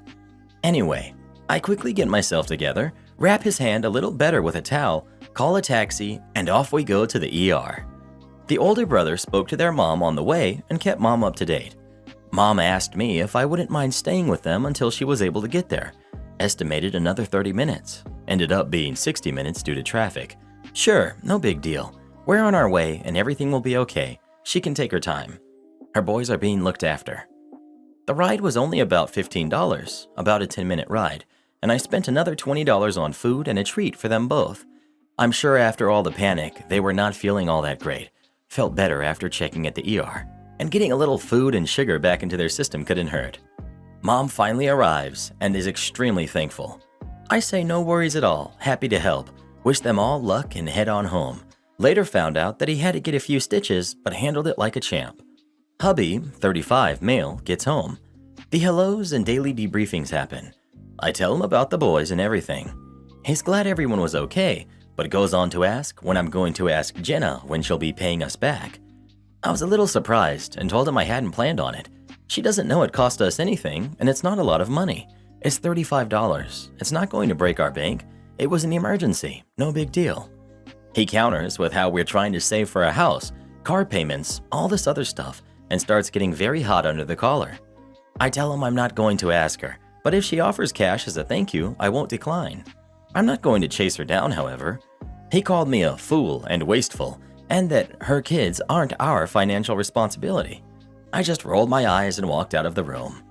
I spoke to my mom, who agreed they're not our financial responsibility, but also said that what I did was a kind thing and what lots of people would have done. So, sort of split the middle, I guess. Hubby is still upset, and now I'm wondering what I'm missing. Am I the jerk? Thank you for your opinion, hoping to see if I have a blind spot I can't see myself. Not the jerk, but your husband is a big one. My God, he has no heart. OP. Yeah, this is new for him. He's always been frugal, but this just feels like something else. I was definitely taken aback by his upset towards the situation. I don't know. There's frugal, but this is something else. Maybe there's a financial situation your husband hasn't told you about. OP. I don't know, but I'm seriously starting to wonder. Joint bank account seems fine, but we each have our own personal one as well. Regardless, this is not a healthy response. We're supposed to be partners, so if there is something going on, I'd expect a more adult and partner-oriented approach to discussing the issue. Not the jerk. $35 is nothing in the great scheme of things. It isn't going to make or break your fund to buy a house, and it was an emergency situation. That uncharitableness is really disturbing, honestly. OP. Yeah, that part threw me off hard. Like, oh no, we both have to work an additional 30 minutes to recoup that loss. We're definitely not rich, but we're also not poor. I don't know, something's off. I appreciate your comment and insight. I don't want to put crazy paranoid ideas in your head since I don't know your life, but have you considered that maybe your husband got fired from his job recently and is embarrassed to tell you, so he just pretends to go to work? Well, who do you think is the jerk? OP or her husband? Please let us know. I'd tell him if it is such a big deal, go ahead and ask her yourself. My father versus the Homeowners Association. I'm a little fuzzy on exactly when this was, but for loose context, it's around 2018. We're living in this little two-story in a subdivision in upstate South Carolina, which my parents still own. My family just had a full run of renovations done on the house.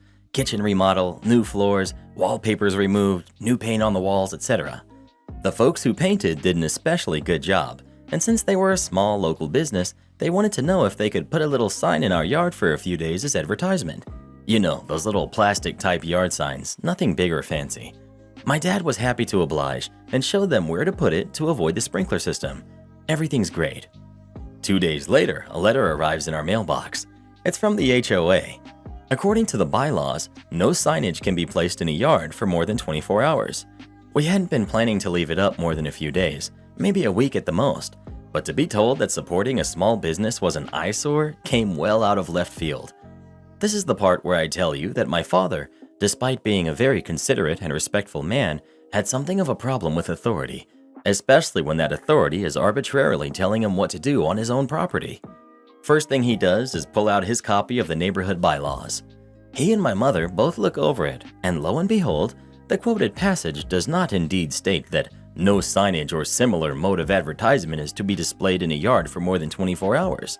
Not one to go down quietly, my father took to looking for any loophole he could find, and he found it in the word yard. 2 or 3 days after that, one of the ladies who worked for the HOA came down to our house to personally ask us to remove the sign. She and my dad stepped out on the front porch and must have been out there for nearly half an hour. I don't think I heard him say anything other than the occasional, mm-hmm, or yes ma'am, until the very end. See, the sign was no longer in our yard, it was in the flower bed. Other parts of the bylaws, even in the cited section, distinguished the flower bed as separate from the yard. And since this particular clause mentioned the yard alone, the flower bed must have been fair game. And he told this, honestly quite nice woman as much, without so much as knitting his brows or raising his voice.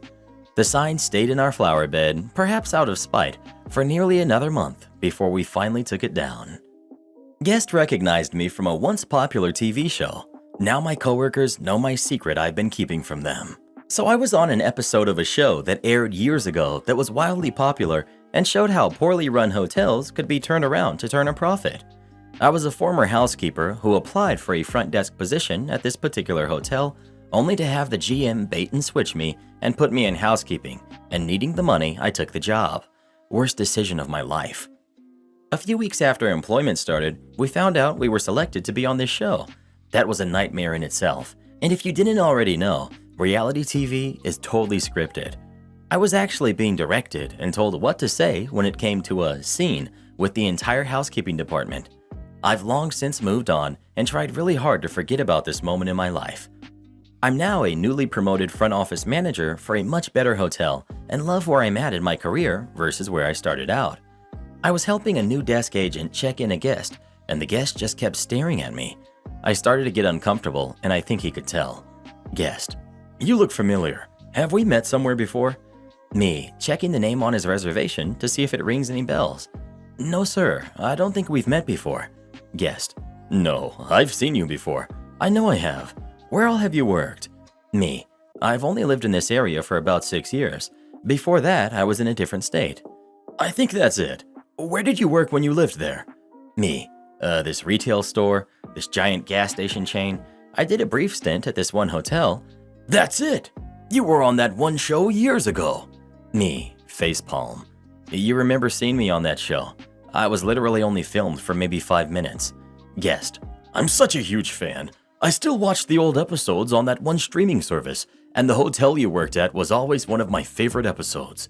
Have you been back? Did they ever get it turned around? Me, I wouldn't know, because shortly after that experience, I found a new job. Now a few staff members have stopped to listen because this was not something I've ever brought up before because of how embarrassing it was.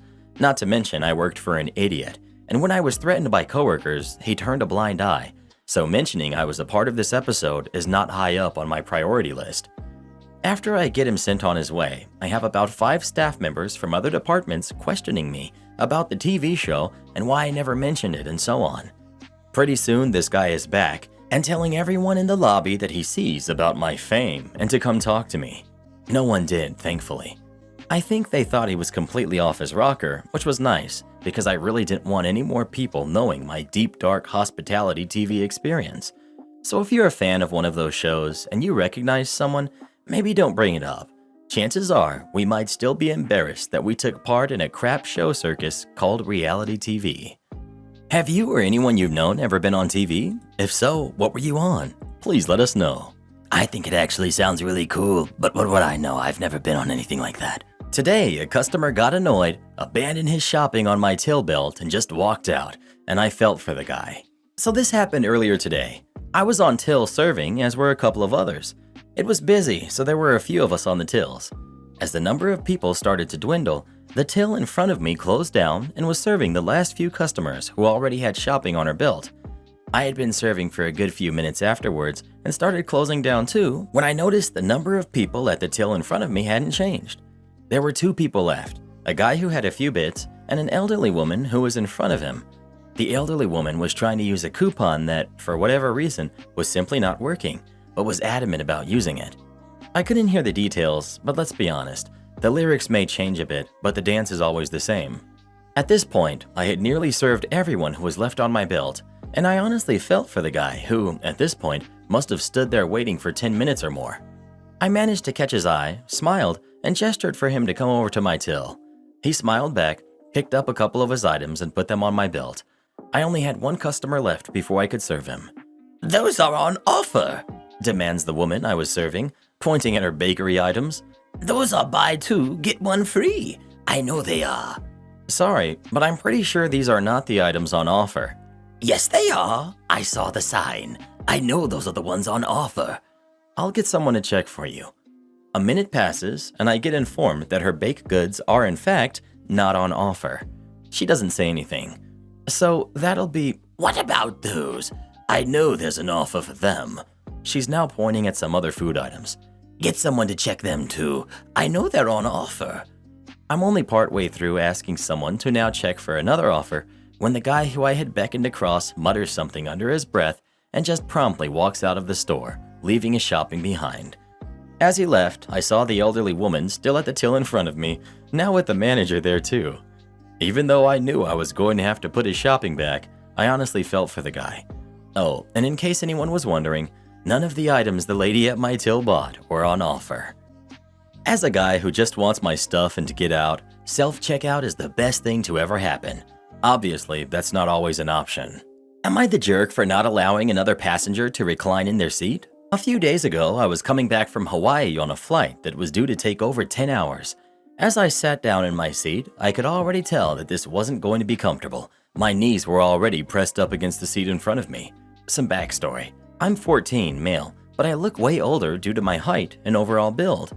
I have autism as well as a general fear of confrontation in any form. About an hour or so in, I felt the person in front of me start to recline their seat, a woman in her 40s that I will call A. I slightly pushed back, of course, as I was already cramped. However, A couldn't take a hint and pushed back harder. In response, I pushed back. Her husband, who resembled Snuffleupagus, who I will refer to as B, asked if I could stop pushing back so his wife could get some sleep. I said, "If horses can sleep standing up, so can you." which I admit may not have been the best thing to say in retrospect. I explained that my knees are already backed up against the seat and it would be too uncomfortable for me if she were to recline any further. They went back to their business for all of 30 seconds when she started pushing back, a lot harder this time. So I pushed forward with a lot more strength. This game of pushing ended with her getting up, seemingly in distress, and her husband turning around and getting in her seat, pushing it up on me. B said, "You're acting like a child." I responded, "I'm 14. I am a kid." At this point, he began violently shoving the seat in a jerky manner, and I simply put my headphones on and I ignored him, pushing against him with all my strength. B said, "You're not going to win this, buddy." That's when my mom noticed, and all heck broke loose. For context, I'm an only child with an overprotective mother. The plane was loud and she's half deaf. I didn't want to disturb her because she looked tired during the flight. She began yelling and he began yelling back. I don't remember much, but the whole plane was watching. I simply went back to my movie as the verbal fight started. Some flight attendants came over and B said he had a right to recline his seat. My mom didn't care, and it was getting to the point where it looked like they would have to land the plane. Thankfully, my cousins came over and diffused the situation. It also got me a sick upgrade too. The rest of the plane ride went smoothly. I feel like everyone who has commented here is likely short, so they don't get how uncomfortable seats can be. Frankly, the jerk here is the airline, which packs people in like sardines and then allows seats to decline. The problem is that actually both people have the right to the space. It's someone's legroom and someone else's reclining space. I never recline in coach because there's no space and it's rude in my opinion. You're the jerk. If you really had a fear of confrontation, you wouldn't have started all of this. The person in front of you had the right to recline the seat they paid for. You're the jerk. It's funny how you and your family are the only ones allowed to not be disturbed and comfortable on the flight. She bought the seat. She can recline. If you have issues, then your parents should have upgraded you. You probably got a sick upgrade because there was room and the flight staff was tired of your crap. You were being disruptive and you escalated it immediately. Well, who do you think is a jerk? OP or the people sitting in front of him? Please let us know. Not too friendly, but at least he's not a doormat. Make up a BS policy to appease the drama queen? Sure, I'll follow it. Many years ago, I worked in back office support in a large office with lots of departments. Generally speaking, we had core hours, especially for lunch. Core lunch hours were between 12 to 2, meaning you had to take your lunch sometime between 12 to 2. Different departments had different rules for lunch depending on their needs.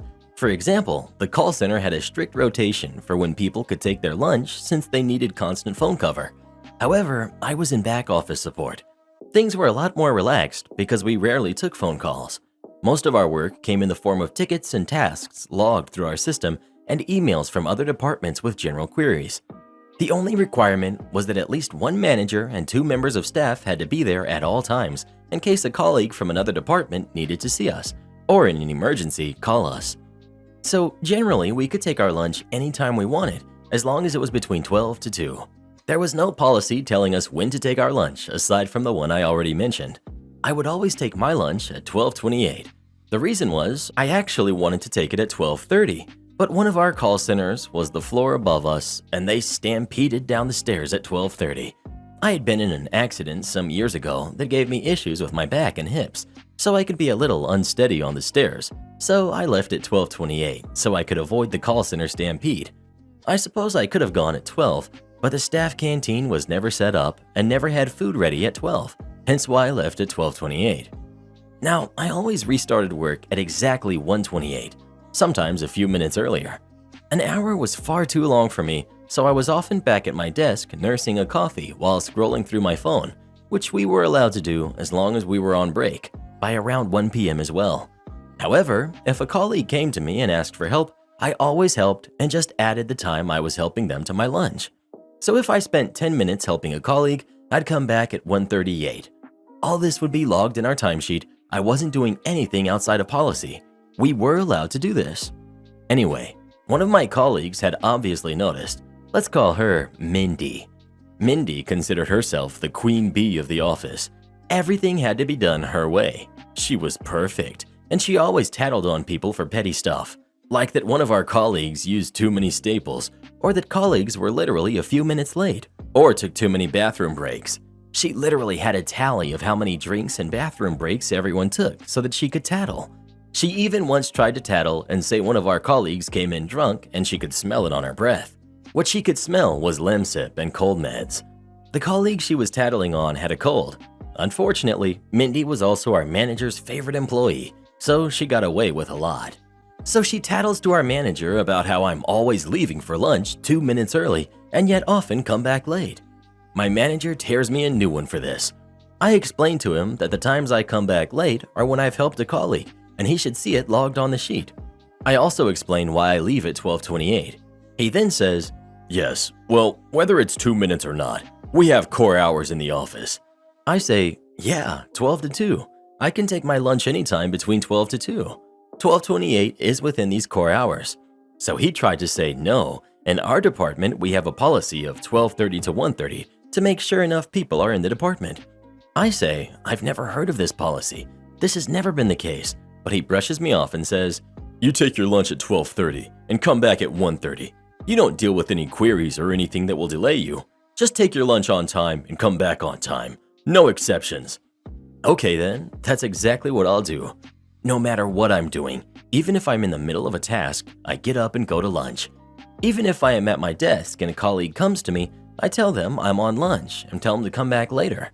Then, surprise, surprise, Mindy comes along with an urgent query at 1:10. I look her dead in the eye and say, "Sorry, I'm on lunch." She storms off to our manager to tattle on me. I get called into his office because she had lodged a complaint against me for bullying her and being uncooperative. Mindy is in the office with my manager acting as a mediator, and he asks why I refuse to help her. She's grinning maliciously with her trademark, "You're going to get it" face. She spoke to me at 1:10. I had 20 minutes left of lunch. "You said the policy is lunch 12:30 to 1:30. No exceptions," I said, smiling. Mindy looked like she wanted to slap me, and my manager was furious, but knew he couldn't do or say anything because that was what he had said. Eventually, the manager ended up being promoted and moved to another department. Our new manager has no patience for Mindy's excessive tattling and at one point shouted at her, "This isn't primary school, and I'm not your teacher. Go back to your desk and focus on your own work instead of everyone else." The new manager also rescinded the "no exceptions" BS policy my manager had made on the spot, and as long as we came back on time and didn't leave the department understaffed, she couldn't care less when we took our lunch. My new Karen neighbor won't let me do my job. So my grandparents live in a gated community. It's kind of expensive, so people who live there can be kind of jerks, but nothing as bad as in this story. So I went over to my grandparents one weekend, and my grandmother asks me if I could go help the neighbor's kid with a school project. It was about 8 at night, but I can never say no to this woman. I went over, ready to do some work, when entitled neighbor answers the door. Karen. You must be the neighbor's grandson. Thanks for coming by so late. Me. Yeah, it's cool. Where's your son? He's over there by the computer. He already has the research done. He just needs help making the presentation. I think to myself, wow, this'll be easy. I introduced myself to the kid. He's about 12, and overall, he was a nice kid, if not a little nervous. As we're doing the project, entitled neighbor is standing by the counter watching over us and commenting on the work. Karen. Could you make that picture bigger, please? We want to make sure the class sees it. Same with the words. Me. Yeah, sure, no problem. I make the pictures a bit bigger and more central and make the words look more like commentary. She chimes in again, a bit ruder. Bigger. We have to make sure the people in the back can see it. Me. But if we make it bigger, we won't be able to fit the words and pictures on one slide. That's fine. Just make them bigger. Me. Okay, tell me when. I start slowly making the font bigger until one of them tells me to stop. She doesn't tell me to stop till I get up to 48, and even then, the words are barely fitting on the slide. Entitled Mom. Perfect. Now, just do all the slides like that, and we'll be done in a jiffy. We weren't gonna be. Every time I tried to help this kid make his presentation look better, even when he tried to make it look better, she had to interject. It was always, make this bigger. I can't see that from here. Take that off, it looks tacky. This went on for 2 hours. Finally, we finish. Karen's kid. This looks great. Thanks so much. I can't wait to show this off in class. That's when I noticed that the presentation is 36 slides long. There was absolutely no way he was going to be allowed to present something this long in a classroom. I told him as much, and I said the same to his mother. Karen. No, I think it looks perfect. I'm sure the teacher won't mind his being a little extra long. Me. But he could seriously lose points if he doesn't shorten it, or worse, doesn't present. Karen's kid. I mean, we can shorten some of the less big stuff. Fine, if you think it'll get him a better grade, but it's on you if he fails. I was a bit annoyed at that comment, but at least I made some progress. We managed to bring the slides down from 36 to 28, at which point it was hard to compress stuff without deleting sections outright. Now, some of you are probably saying, goodness, 28 slides for a 12-year-old? That's a lot for a teacher to assign. I do agree, but this story takes place in late January, so I figured it was one of those Christmas break projects that were really long. When I finally take a look at his rubric for the project, I saw something horrible. The assignment called for 8 to 10 slides. I was so upset because we now had to cut out so much. I go to the mother to talk about it. Me. Hey, so the project calls for 8 to 10 slides, so we're gonna have to cut some stuff out. No, my child spent hours getting that research, and all of it is going to be in the presentation. Me. But the teacher will never let him actually present that in class. It's too long. Entitled Mom, slightly more annoyed. I thought you were working for so long to fix that problem. Me. That was before I knew it was originally 4 times as long as the maximum. Whatever. It's better to go over than under anyways. If he's done with the presentation, you can leave. At this point, it was almost 11 at night, and I just didn't have the energy to deal with it anymore. I wasn't even getting paid for this. The most I got was some hot chocolate. It tasted horrible, by the way. About a week and a half goes by, and my grandmother calls me, saying she just got off the phone with her neighbor. Apparently, her kid got a terrible grade on the project, and it was all my fault. I caught up with the kid a while later. He got a B-. I told her the situation, and she hangs up to talk to the lady. When she calls back, she says that the lady did confirm that's what happened, but still says it's my fault. Needless to say, I was not asked, nor did I ever offer to help her again. This kid's mother is an idiot. Not your fault, you tried to help, but she has too big of an ego. Lesson learned, if you go to help someone, but for some reason they don't let you help, walk away. Have you ever had to do a PowerPoint presentation for a class? If so, did you like it? Please let us know. I despise PowerPoint and everything about it. Am I the jerk for saying, I told you so, at my sister-in-law and brother's wedding? I, 27 female, have known my sister-in-law for 3 years. She's the type of person that always needs to be right and needs to be in charge of everything. She's very demanding as well. My sister-in-law's family members are very disrespectful and rude. They don't clean up after themselves, expect everyone to act like maids or servants around them, and they think very highly of themselves. They can never be wrong, and they think they can do no wrong. Because of this, my sister-in-law's family don't really punish their kids. Like, they have no consequences. They aren't even like the gentle parenting type either. My sister-in-law's sister has a son, and he's extremely chaotic. He throws tantrums if he doesn't get something, and he has to be the center of attention 24/7. When there are birthdays, he needs a gift or opens the gifts and needs to blow out candles.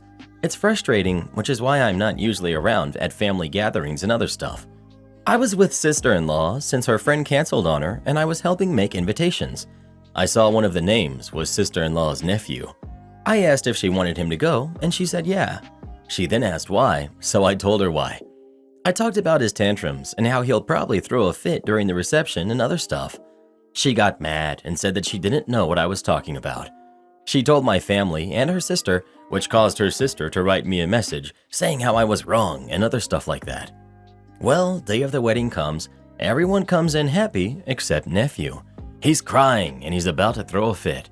When my sister-in-law came out, he literally started screaming. The poor pastor had to stop and wait for the parents to leave. During the after party, he was back and crying again. While they were cutting the cake, he screamed extremely loud and pushed my sister-in-law, who was holding a glass of wine, and it spilled on her.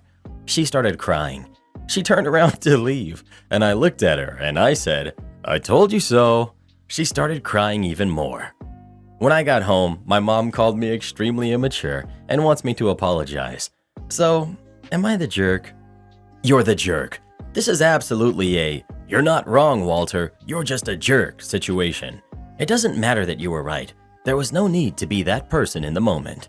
I disagree. I think Bridezilla had it coming to her, but let's read some more replies. Exactly. What did OP hope to accomplish by telling someone who is already having a horrible time, "I told you so"?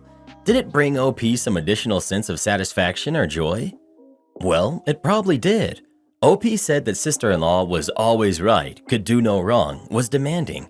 When OP pointed out that the kid would have a tantrum and sister-in-law said he wouldn't, OP knew better. Then when it happened, it was probably irresistible to say that. I don't blame them, really. Everyone sucks here.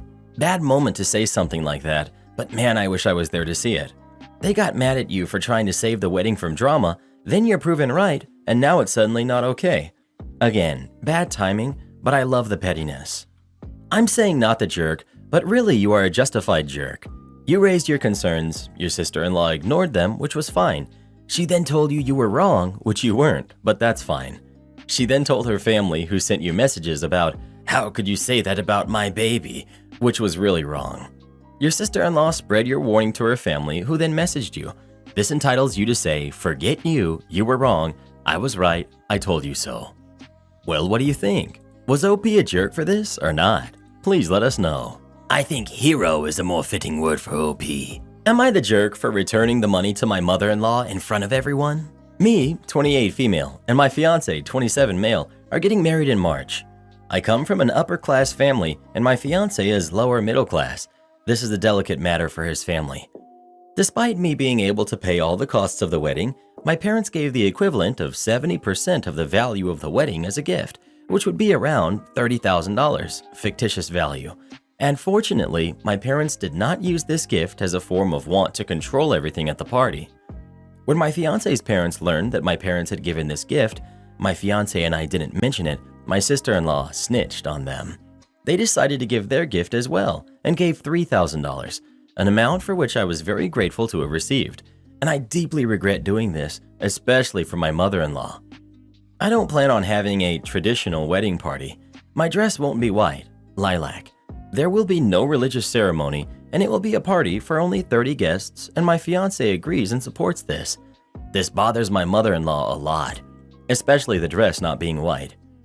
Over time, she gave up on imposing the idea of a big party and not having a religious ceremony, but the dress is something she annoys me too much, and it continues even though I snapped on her or my fiance tells her to stop. Because of that, we are low contact with her. Yesterday it was my sister-in-law's birthday and I went with my husband. Obviously, my mother-in-law was there.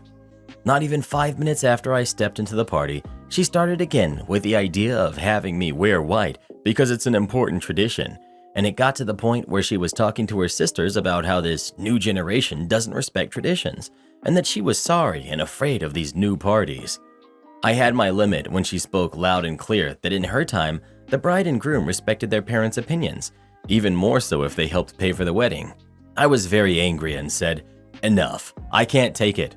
It's not worth listening to other people's crap for this money." I had this money in my pocket and was going to deposit that same amount in the bank later, but I gave up and gave it to her in front of everyone. And I added that now she won't say anything because she's not helping. This generated a confusion of tremendous proportions. My fiance's entire family fighting on me, saying that I humiliated her in front of everyone and demanded the amount they gave. Well, I had to leave early so it wouldn't get any worse. My fiance understands why I did it, but said it wasn't my best moment and I could have done it in private and not in front of everyone. Am I the jerk? Extra, explaining some doubts in the comments. 1. It is not $1 and the values are fictitious. It was only given as a parameter of values only. 2. I didn't have exactly $3,000 in my purse. Translator was wrong here. It was about $2,000 and I was going to deposit it after the party.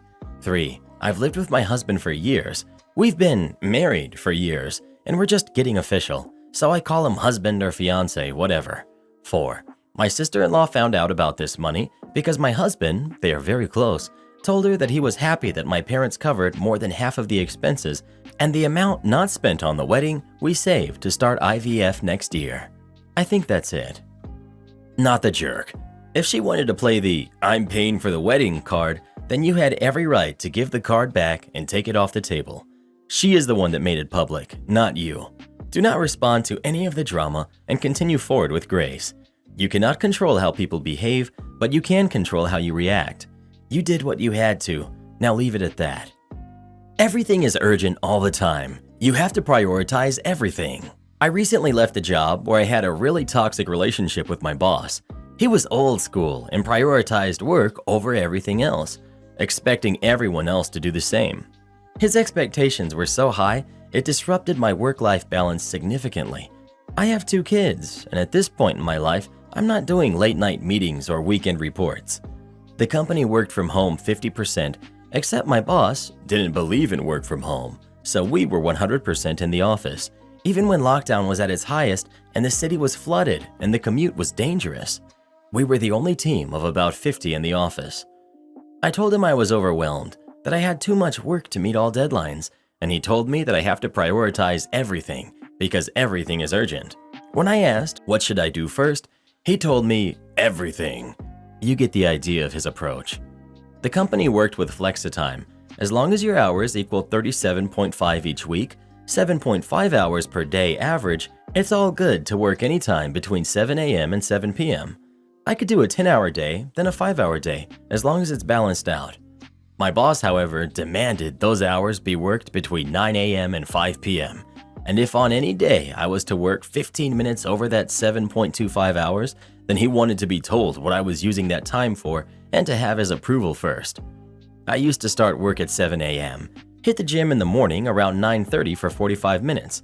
When I joined his team, he didn't like this. He set up a meeting with me every morning at 9:30 a.m., which he mostly didn't show up to, but certainly put an end to my morning sessions. I told him I found it detrimental to my mental health. He told me I needed to find another time. The reason I went at this time was that I had my 2 kids and my wife worked shifts. My boss, meanwhile, has fantastic work-life balance. He often starts at 9:30 to 10 a.m. and finishes early or randomly decides to work from home. He then asked that I send him multiple emails throughout the day, every day, telling him what I'm working on and seeking his approval for stuff that has never required approval previously. I obliged. I sent him 5 emails a day, every day, waffling on about what I was doing. I'd also ask questions in those emails, forcing him to read and respond to them all. After a while, I start to make the questions more subtle, not dot pointing them, but sneaking them into the body of the text. I'd ask the same question multiple times, knowing by this point he's bored of reading my emails, and then when he didn't give me the answer, I'd let the repercussions happen. The repercussions that didn't exist until he demanded I seek approval. These repercussions were usually raised by my boss's boss. I knew they were happening, but I let it happen. I'd then respond to the group emails where my boss would blame me and include the emails I sent him seeking approval as he had requested.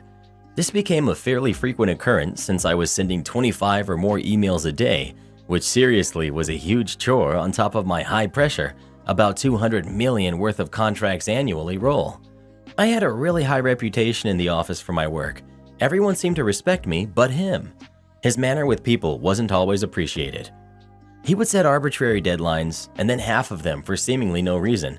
When I refused to enact those, I often had to hand those deadlines on, citing anti-bullying policy.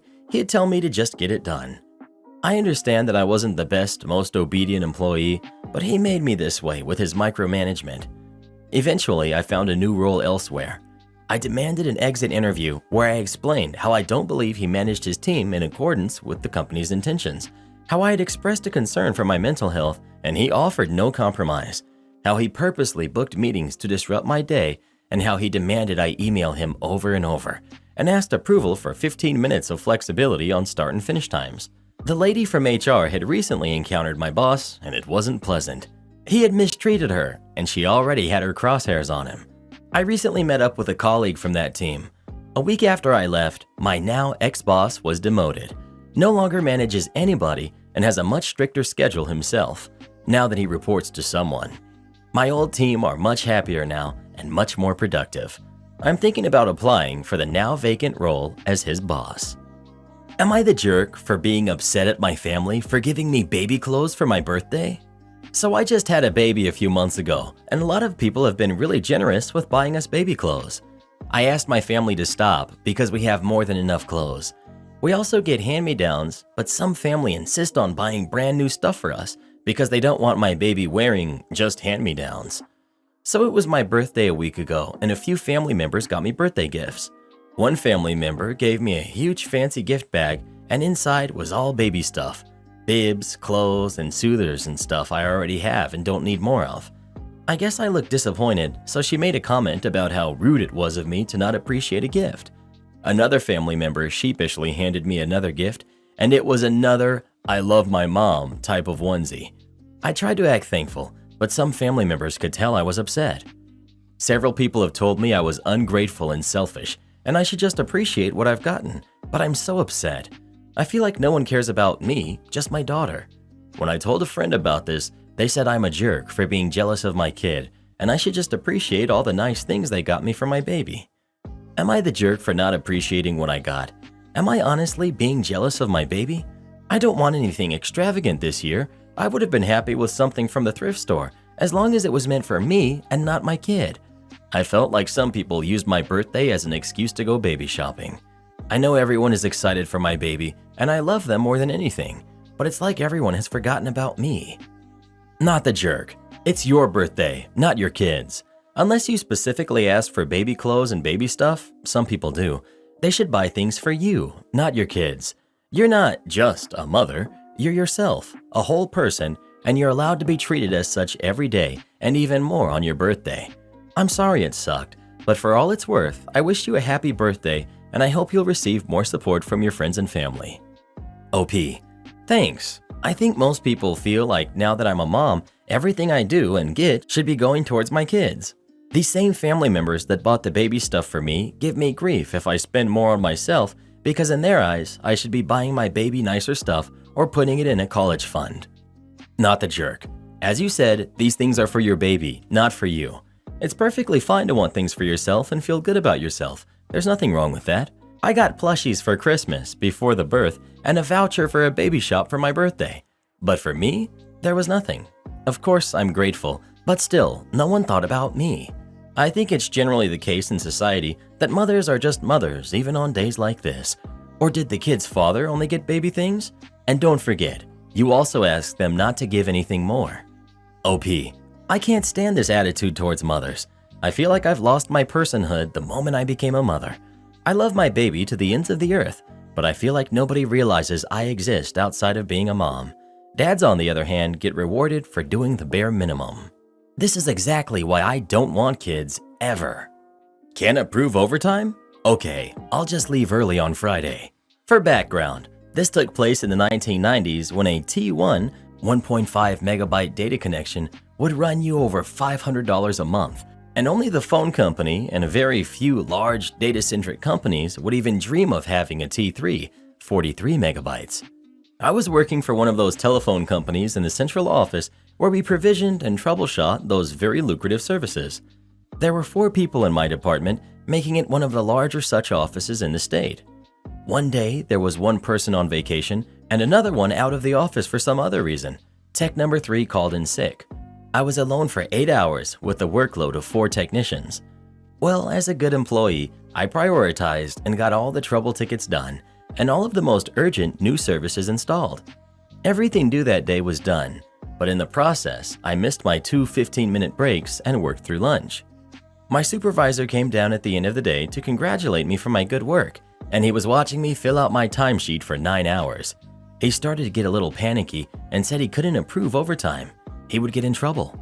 I reminded him that I had just spent 9 hours doing the work of 4 people, 32 hours worth of work.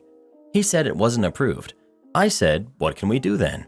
I worked it, I need to get paid. He suggested I leave an hour early on Friday, so I agreed. Come Friday, I decided to take full advantage and only take a half-hour lunch break so I could leave at 3:30 instead of 4. Well, guess what? The vacationer and the sick person had not returned, so it was just the 2 of us. The other person disappeared at 1:30 or so. I found out later she was interviewing for a management position. At 3, I got paged for a ticket on one of those very expensive T3s down hard. I was to join a conference bridge to assist in troubleshooting. I joined the call, then at 3:25 I said, sorry, I have to drop off. I'm not approved for any overtime. The night shift person will be here in a half an hour to help. I dropped off, knowing the night person on duty had never worked on a T3 before. I hadn't even reached my car when the pager started blowing up. Overtime is approved, please stay on. But I had already clocked out, so I just smiled and got into my car, drove home, and took my wife out for a long overdue date night. HOA, a mansion and the view. I lived in this town surrounded by magnificent vistas. There was a small development on the outskirts for upscale homes and mansions. Below the development were a few older homes. Many celebrities and business owners had vacation properties in the area, multi-million-dollar houses that they used maybe 1 month out of the year. Real estate had always been at a premium. There was one older home amongst all these giant view lots. A new buyer was a guy who owned a slew of RV dealerships and had obscene amounts of money, so he bought the most prominent lot on top of the hill as you entered the development of maybe 20 lots. His project was a massive stucco structure with a multi-car garage and a much bigger RV storage space with a huge roll-up garage door. Think of the biggest RVs you've ever seen, and he had a garage built for it with an automatic door. The house was a nondescript sand color with a red tiled roof, and the entire lot was tastefully landscaped with different kinds of rock, small mounds here and there, and a few shrubs to be low maintenance. The back of the property was fenced in with an 8-foot or higher block wall. The fence itself was probably $100,000. His neighbor was a school teacher who had lived there before the development started and had a modest house. He decided to take advantage of the skyrocketing land prices in the neighborhood and sell, except no one wanted his crappy house when there were much larger empty lots available. He decided the real issue was that the new behemoth blocked his view, and that's why no one wanted to buy his 3-bedroom ranch house at mansion prices. It was really that his home didn't appeal to the market. So he became the president of the HOA, which included the older homes and the new development, and then the harassment started. The HOA had formed after the RV mansion construction had begun, but the home was so big it took almost a year to finish.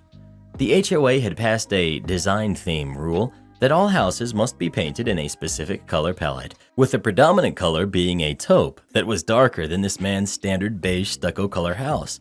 The palette included the taupe and a selection of trim colors in pink, teal, or tan. It was intended to give the community a Santa Fe look and feel, which just happened to be the colors of the president's crappy house. The RV owner took the HOA to court, and the trial dragged on for a year. The guy never used the property, claiming it was still under construction during this time. He lost in court and had to repaint his property using only the design-themed approved colors. So the guy brought out his contractor and had him repaint the entire property the Pepto-Bismol pink trim color. Everything was painted this color: the house, the fence, the trim, and the rocks in the yard. Then he had the massive driveway to the garage done in the same pink stamped concrete. Even the garage doors were pink. He locked up the house and never stayed there. The HOA was in an uproar because this house could be seen at the top of the hill for miles. None of the other lot owners broke ground. The president's home didn't sell for 2 years. Sure, I'll say something. I work in security for a major US manufacturer, which, despite all its flaws, is a much better job than any I've held in the past. After I was hired, my manager warned me that HR has an outsized role in the company compared to others I may have encountered. I haven't necessarily noticed this myself, but I've only been with the company for a short time. Regardless, I always take HR concerns to heart because I like this job and don't want to jeopardize it. Now, the strangest thing about this job, to my mind, is that employees do not have access to the company's policies. I've asked for a copy of the employee policy manual more than once and have been reportedly told that no such thing exists. One day, I was working at the front security desk when the HR manager, Karen, not her real name, but her real temperament, approaches and starts chatting with me. Everything was pleasant until an employee entered the building wearing pajamas. Karen starts fuming and tells me that I need to go say something to the young lady about her pajamas. I ask why, and Karen turns her attitude towards me with, "Because it's against company policy, and I said so." Okay, got it. No problem. I go and flag down the young lady and tell her, "Those pajamas look very comfortable, but the HR manager would like to have a word with you about them," and point to Karen. I go back to my chair and the young lady approaches Karen, who's acting flabbergasted that she's going to have to deal with this. Karen manages to mumble her way through, telling her that her clothes are against policy. The young lady asks to see said policy. The pair head back toward, presumably, the HR offices, and I go back to whatever it is I was doing. The next day, my big boss, who's my manager's manager and is about 3 levels higher up than Karen in the corporate structure, calls me into his office and asks why Karen wants me written up for insubordination. Having only had one interaction with Karen that day, I tell him about what happened. He basically tells me not to worry about anything, that he will handle it, and that I will not be written up. The next day, the security office and every security post has a memo posted from my big boss. I don't remember it word for word, but the gist of it said, "We are paid to handle security and emergencies only. We do not handle policy enforcement. If you are approached about a policy violation, you are to direct that person to their manager or to HR." I've only seen Karen a few times since that day, but every time I have, she has flat out ignored me.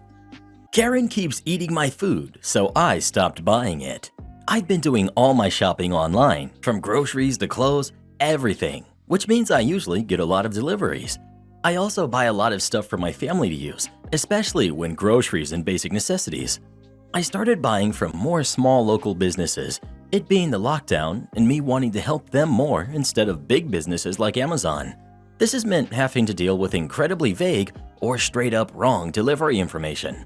I've worked at a small business before, so I expected these problems and I don't mind it. Few weeks ago, Mom doesn't work anymore, Sis is on term break, and I'm working from home having a meeting. A delivery comes and no one answers the door. I have my headphones on so I can't hear the bell. The delivery man calls me and tells me that he's been ringing the door and no one is answering even though he can hear the TV. I apologize and run out to collect the parcel. See my mom in front of the telly with so much indifference. This makes me mildly annoyed and I asked her nicely to help open the door next time. Immediately, she screams at me for assuming she has nothing to do, which sets off this shouting match between her and I. My sister comes out of her room, takes my mother's side, and shouts at me for being rude, just for expecting my mother to answer the door. At this point, I'm livid, and I ask if it's too much to expect my own family to help with these things, especially when I'm working. They both go on about how it's my personal responsibility to collect my own deliveries, and that I should not take for granted that they'll help just because they're at home, and that I should tell them when I have deliveries coming, to which I try to explain that the often vague delivery estimates I get, this one in particular was supposed to come 2 days later. I point out to them that most of the deliveries that come for me end up being shared by the family, like groceries, coffee, necessities, etc. And that at the start of the year, before my mom quit her job, I was working from home alone, collecting everyone's deliveries even when no one tells me about any incoming ones. I singled out one day my sister had 4 deliveries and I collected them all with no complaints. But obviously, none of it gets through to them and I give up the argument since I was outnumbered. Bring on the malicious compliance. I stopped ordering groceries for the whole family and food runs out. Both mom and sister just assume that I would order more, and when I don't, they question me about it, and I tell them that it's their own personal responsibility to get their own groceries. A couple of deliveries came from my sister when she wasn't home, and I didn't bother receiving it because the personal responsibility was hers to collect. Plus, she didn't tell anyone about them. Turns out, one of those deliveries was a laptop, and because no one answered the door, it was left outside and got stolen. My sister got, rightfully, angry at me and my mother, but I used their BS personal responsibility excuse back on her. Now, no one is talking to each other, but I don't care. I feel like I've willingly and readily helped them, but when I ask for help in return, it's way too much for them to do so. This might be petty, but oh well, it's the card they chose to play. I hired my mother to house sit and dog sit for a week, and I returned to my house in shambles. Last week, my wife and I traveled to a music festival for about 5 to 6 days. I hired my mom, she needed the money, I needed a dog sitter, to take care of things while we were away for an agreed upon price. We cleaned the house prior to leaving, left her with strict instructions for what to do with our Great Dane, stocked the fridge, wrote the Wi-Fi and desktop passwords down for her, and prepaid her so she'd have some money. Fast forward to yesterday, we arrived to find lots of things had been done to our home and it sent me into a fit. My wife and I are 30-somethings who just bought our very first house together, and it was bought, remodeled into our likings. The list is as follows. Every wall in the house had been painted with a color that did not match our normal paint scheme. The job was also incomplete and patchy in most areas. The previous paint was totally fine and only 7 months old. Missing electrical outlet covers, still don't know why. Over 100 cigarette butts in my rose-potted plant out front. Items missing and moved. Pictures hung and holes in the walls. We did not intend on hanging anything yet until we decided on what we wanted to hang. A shop light was ran over the kitchen table and tacked to the wall. 6-foot ladder laid on vinyl records, destroying 3 of them in the process. Spare house key made by my mom's boyfriend. Now I feel like I must change my locks. Indoor dog bed thrown in the mud. Duct tape found over the motion detectors and Ring doorbell. Not to mention the whole reason I needed her in the first place, the dog. He'd been left out back, seemingly the entire time. He sleeps indoors and comes in frequently for heat breaks. Barely fed, and his dog bed is caked in mud and rain, and I feel it is necessary to toss it in the garbage now. Naturally, I lost my head and my cool. I immediately started yelling about the fact that this is not their home. It was not okay for them to treat our home like it was theirs, doing whatever flight or fancy entered their brains. I almost suspect they could have been on something. That's the only thing I can rationalize their thought processes with. The entire time, my mother refused to accept responsibility for their actions, began to cry, and called me ungrateful. I feel like I'm being gaslit by my own mother for being upset. Our relationship is now tarnished even further than it was, and my wife doesn't want her back here. The scenario has played in my mind countless times, and I feel completely awful about yelling at her, but it's the complete lack of accepting responsibility on her part that has me fuming, on top of acting like nothing was even amiss. Am I the jerk here, or was I justified in my right to be upset? Update. Have completely ghosted my mom and blocked her cell phone number. I've changed the locks and began the process of fixing my home out of pocket. My dog is back to his chipper self and is scheduled for a vet visit tomorrow. I really appreciate everyone's support just pouring over this post. I will reply as much as possible. Thanks. Not the jerk. I'd press charges. You can sue her, but unless she has money or assets of some kind, you probably won't get much. OP. Thought about it, couldn't bring myself to sue my mother. And even if I could, the situation is, as you'd imagine. She's broke with no assets other than a car. Yeah, I figured. May still be a good idea to press charges. Maybe talk to your homeowner's insurance and see if you have any way to recoup some money from damages. Always worth a shot. Not the jerk, but this is really bad. Like, call the police bad. I wonder, was it a complete surprise to you that your mom acted like this? She has no relevant history? Because in that case, I would want mom evaluated for neurological problems. If not, if you should have suspected this might happen, you owe your partner an enormous apology, and you must swear that finally the blinders are off and you are no longer in denial. Get your locks changed pronto. Time to tell mom she cannot be part of your life as long as she isn't sober. Well, what would you do in this situation? Would you sue your mom or not? Please let us know. Suing would be an understatement for what I would do. I'm refusing to cook dinner for my family because my mom keeps buying the wrong ingredients. Okay, so to start off, I'm 24, female, and I live at home with my parents. I have a job and pay rent. I just can't feasibly afford an apartment where I currently live by myself with my current job. On to the issue at hand. My mother for years will buy the wrong or healthier version of something that we need for cooking or eating. Example, sugar-free Nesquik, margarine instead of butter, fat-free versions of anything that don't need to be fat-free. I have one heck of an Alfredo sauce recipe. It's delicious and I love it. Is it healthy? No, not in the slightest, but not everything needs to be healthy, especially when none of us in the household are unhealthy or overweight. Mom wanted me to make it for dinner and asked what I would need to make it, so I told her. I would need 2 cups of heavy cream, a bag of shredded Parmesan cheese, a stick of butter, flour, spices, and pasta water. All she needed to buy was heavy cream and a bag of shredded Parmesan cheese and some butter. Everything else we already had. I told her this recipe doesn't work or taste right without these specific things and not to substitute anything or I wouldn't be making dinner. What does she come home with? A gallon of 2% milk and a container of reduced fat grated Parmesan cheese, the kind you would sprinkle on spaghetti, and a tub of Smart Balance butter spread. None of these things were what I needed to make dinner with. I asked if the store was just out of everything, and she told me no, but these will work better. I've tried to make this with half and half and grated Parmesan cheese before. It's not a fraction as scrum-diddly-icious compared to when it's made with heavy cream and shredded cheese. I told her that I needed everything that I said with no substitutions and that I wouldn't be making it, and she flipped. She said she didn't have anything else to make for dinner and that she doesn't know how to make it like I do. Yet, she couldn't follow simple instructions. Before any of you say, "Why didn't you go to the store?"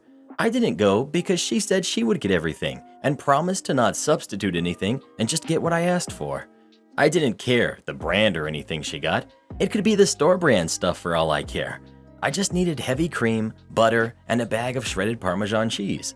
She's now calling me ungrateful and uncooperative, along with a multitude of other things that imply that I'm stupid and have something wrong with me, and threatening to kick me out if I don't make dinner. So, am I the jerk for not making dinner because my mom bought the wrong ingredients? Not the jerk. First off, also, margarine is garbage for you. It's artificial crap, and you're far better off ingesting things that your body can actually process, just in moderation if it's really rich. Seriously though, what's up with your mom's logic? When I make it, it doesn't taste good. That would be because you don't make it the right way. Her mother is the kind of person who leaves those obnoxious comments under online recipes. I made this and it was horrible. I swapped out the cream for skim milk, the butter for margarine, and used nutritional yeast instead of Parmesan. It was watery and tasted like feet. 0 stars. Not the jerk. There's a power struggle going on here. If your mom wants a low-fat, healthy meal, then y'all can cook broccoli with butter to taste and broiled fish. Trying to make a low-fat Alfredo is doomed to taste disaster. These comments are ridiculous. OP says she is paying rent, but that amount is very clearly under market value because she says she can't afford an apartment on her own. OP's mother probably makes dinner every night and asked OP to make dinner for once. OP expects her mother to pay for ingredients for that meal, and then OP refuses to make the meal because the ingredients are wrong. OP is 24 years old, and you guys are acting like she's 16. Well, who do you think is the jerk? OP or her mom? Please let us know. Never mess with someone's Alfredo. Am I the jerk for shutting down game nights with my boyfriend and his friends since they expect us to just sit around watching them play video games? My boyfriend and his friends like to play video games together. I have little to no interest in video games. The issue is that for some reason, he and his friends think that them playing video games is the most interesting thing in the world. And you know how guys who are into sports will have their girlfriends come watch their games? He and his friends kind of expect us, the women, to do the same. I'll admit that we tried it once. It was boring and a huge waste of time. None of us had any interest in just sitting there watching them play games. But for some reason, the guys expected that somehow this counted as a group hangout and thought it was a great time. They started to make plans to do it again, and I stepped in and said, "Hey, you guys can play, but we aren't going to just sit around watching you play video games." They didn't get why we didn't like it, because they like sitting around and watching people play games and are always watching streamers play. I said if we're going to hang out as a group, we all need to be doing stuff together, interacting. They argued back that we could always join them playing the games, and I just said that I know I have no interest in that, and a few of the other women chimed in to say so too. Well, the guys are upset with me now because to them I ruined game night, which to them was something that everyone could enjoy. I don't get why they can't just play games together without dragging bored girlfriends along for the ride. My instinct is that some of them were using it as a way to pretend they were spending time with their girlfriends so they don't get pegged as being bad boyfriends. Edit. I figured I'd answer some questions before I go. 1. He plays with these friends multiple times per week already. It's not about not wanting him to game. His hobbies are his hobbies, and he's not some loser who doesn't wash himself. I have no issue with him playing. They're also not his only friends. 2. No, the women don't know each other outside of this. These are not friends in the making. This isn't some cutesy little sitcom. We're not trying to make a friend group out of this. 3. I don't like playing board games, and something like Dungeons & Dragons is of no interest to me. This applied to most of the other women as well, so please stop with the recommendations. Also, what is everyone's obsession with wine? Every other comment keeps saying that we should get wine. Why? Stop. Not the jerk. That sounds boring. Is there another room of the house or one of the other ladies' houses where you can hang out and do whatever you want to do? Pamper evening, board games, etc.? Or just have a girls' night out while they do their games night in? Yeah, how is this not the obvious solution? My group has been doing that since our wives were our girlfriends. If the girls don't want a game and the boys are being boring, the girls should make their own plans, unless maybe the girls don't know or like each other. OP. No, we don't know each other. The only thing we have in common is that our boyfriends are friends. I'm pretty sure the boyfriends all have this weird idea that things like Friends and How I Met Your Mother are like real life, and that everyone just wants to hang out in groups just because you're dating one of the guys or something. You absolutely nailed it. The guys are thinking that if everyone is in the same room, it's a group activity and thus spending time together. It's not. It's them selfishly gaming while their partners stare at a screen. Get better boyfriends. You're the jerk. You're mainly the jerk because you said something as nerdy as Dungeons & Dragons. Get over yourself. OP. Should I have said geeky? I know nerds and geeks get defensive over this stuff. No. You're making it sound like a negative. Just say it's not your thing. You don't have to make being a geek or a nerd into a negative. And to be fair, I am a gamer. I enjoy video games and board games, but will do basically anything else other than watch someone play a game. OP. Being geeky, nerdy, basic, they aren't insults. They just describe people. This isn't the 80s. Generally, you are correct. But when you say something like, I won't play a game because it's too nerdy, you're making it an insult by insinuating that it is somehow beneath you. My wife hates video games and always will, and I hate shopping and always will. When she starts talking to me about shopping, or tells me she wants me to come shopping, or starts talking about all the great deals she got while shopping, I just start answering her by telling her plot lines from video games, ideally involving dragons or spaceships. She gets it and stops immediately. And she does the same to me if I try talking to her about video games. So, maybe you hijack the games night, and you ladies can start doing some online shopping and making the dudes participate. Interrupt their games to ask them what they think about some purse or whatever. Or if you don't like shopping, substitute whatever you like and they hate. I bet you that they stop inviting you after approximately 30 seconds of this. You're the jerk for your snarky edits, particularly about Dungeons & Dragons being nerdy. Judgmental much? And not all gamers are losers who don't take showers. God forbid you should ever be forced to hang out with the women who are friends of your boyfriend's gaming gang when you want to go hang out at a bar instead. Honestly, how is supporting his video game awesomeness different than supporting some sport? Personally, since video game watching involves comfortable seats and AC, I'd much prefer that to some awful game outside in all kinds of weather. Well, who do you think is the jerk? OP or her boyfriend? Please let us know. Gamers, rise up. We will not stand to be treated this way any longer. And quit talking about Dungeons and Dragons like that, bruh. That's my game, though. Warehouse Club doesn't price match their own sales flyer, or so they say. Back in mid-October 2019, I purchased a new Microsoft Surface Pro 7 from Warehouse Club, known for great food samples. Awesome computer, still works just as great to this day. When the sales flyer came out for November, my new computer was going to be on sale for $200 off the purchase price. Sweet, I've still got the receipt. I'll just get $200 back.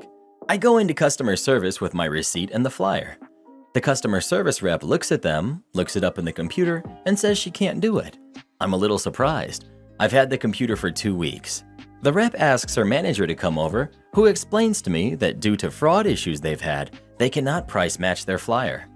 The manager states that he can process a return for the item. I tell him that I really don't want to return the item because 1, all my personal info is now stored on it, and 2, it's a waste for the company to have to take back my used computer and sell me a new one at a lower price. I explain this to the manager, but tell him for $200, I'm not going to just let this go without a resolution. He reiterates, I can process a return for a laptop. He really emphasized the A and did not say your. The light bulb goes off. I look at my receipt and realize that they do not track serial numbers with purchases. I thank the manager for his time and walk inside the store. I get an exact duplicate of my new computer and purchase it for $200 less than what I originally paid. I then take the new unwrapped computer and get back in the return line.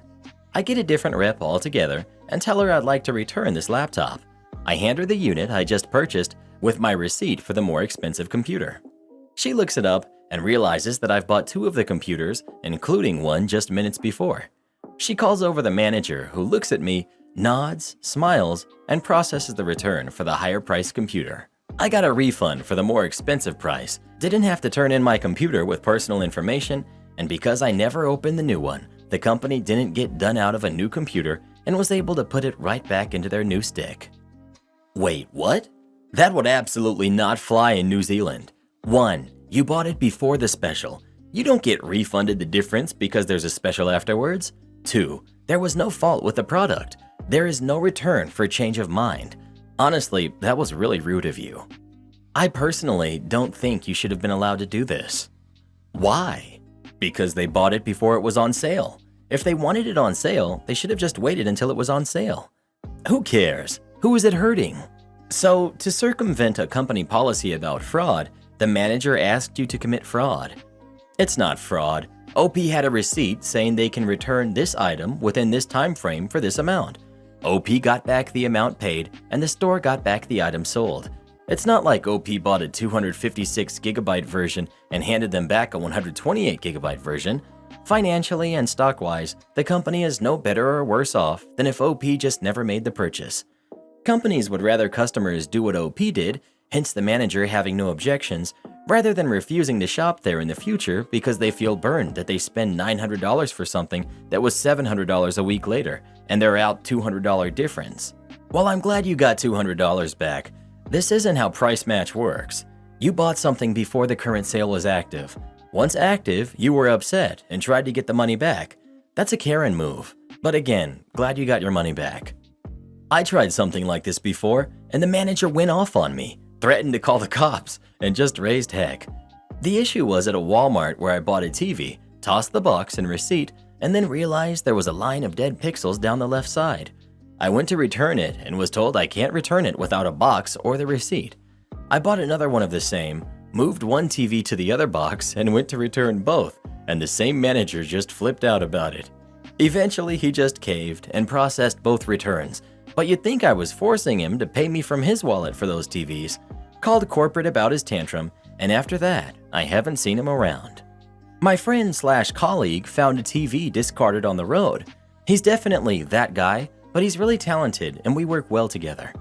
He plugged the TV in and it was having some issues. Not being the type that gives up easily, he went to Best Buy and bought the same TV in box, brought it home, steamed off the serial number, and put his broken TV in the box. Saved about $3,000. Well, what do you think? Is anybody doing anything wrong here or not? Please let us know. Humans, bruh. Humans. Am I the jerk for telling my always late friends an earlier time so we'd be on time? So I, 32 female, have been friends with this group of people who are 30, 31, and 32 female since high school. I love them all, but when we plan something, they are always consecutively late. Every time, and it drives me nuts. One year, they almost made us miss our flight home, and they always say they forgot the time or they thought they had more and just goofed around. It has gotten to the point where I will meet them because I refuse to get caught up in the drama. Last year, I left on my own accord to the airport because they were all passed out and would not wake up. They missed checkout and had to pay for an extra day. Then they barely made it to the airport in time for their flights. Apparently, I'm pushy for ensuring we leave at a certain time, considering traffic, possible accidents or delays, and even looking up shortcuts in case.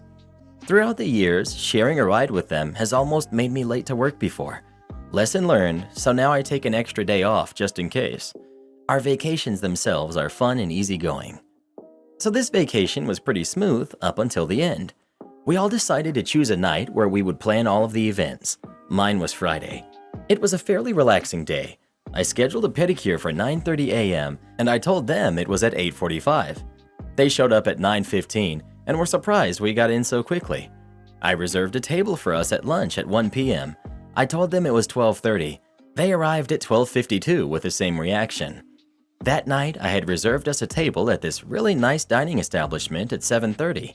I told them for 6:45. They arrived at 7:10. It was a great night. Sunday, when we were going home, I said my goodbyes, checked out of my hotel room, and took my separate Uber to the airport for my 2 p.m. flight home. I got home around 8 and turned on my phone to the equivalent of an assault on my group chat. Apparently, they had left late again, and one of them missed their flight and they were arguing about it. I told my roomie what was going on and what I did, and she said that was rude of me to manipulate their time like that. She knows one of the girls and told her what I did, and now all of the girls are mad at me.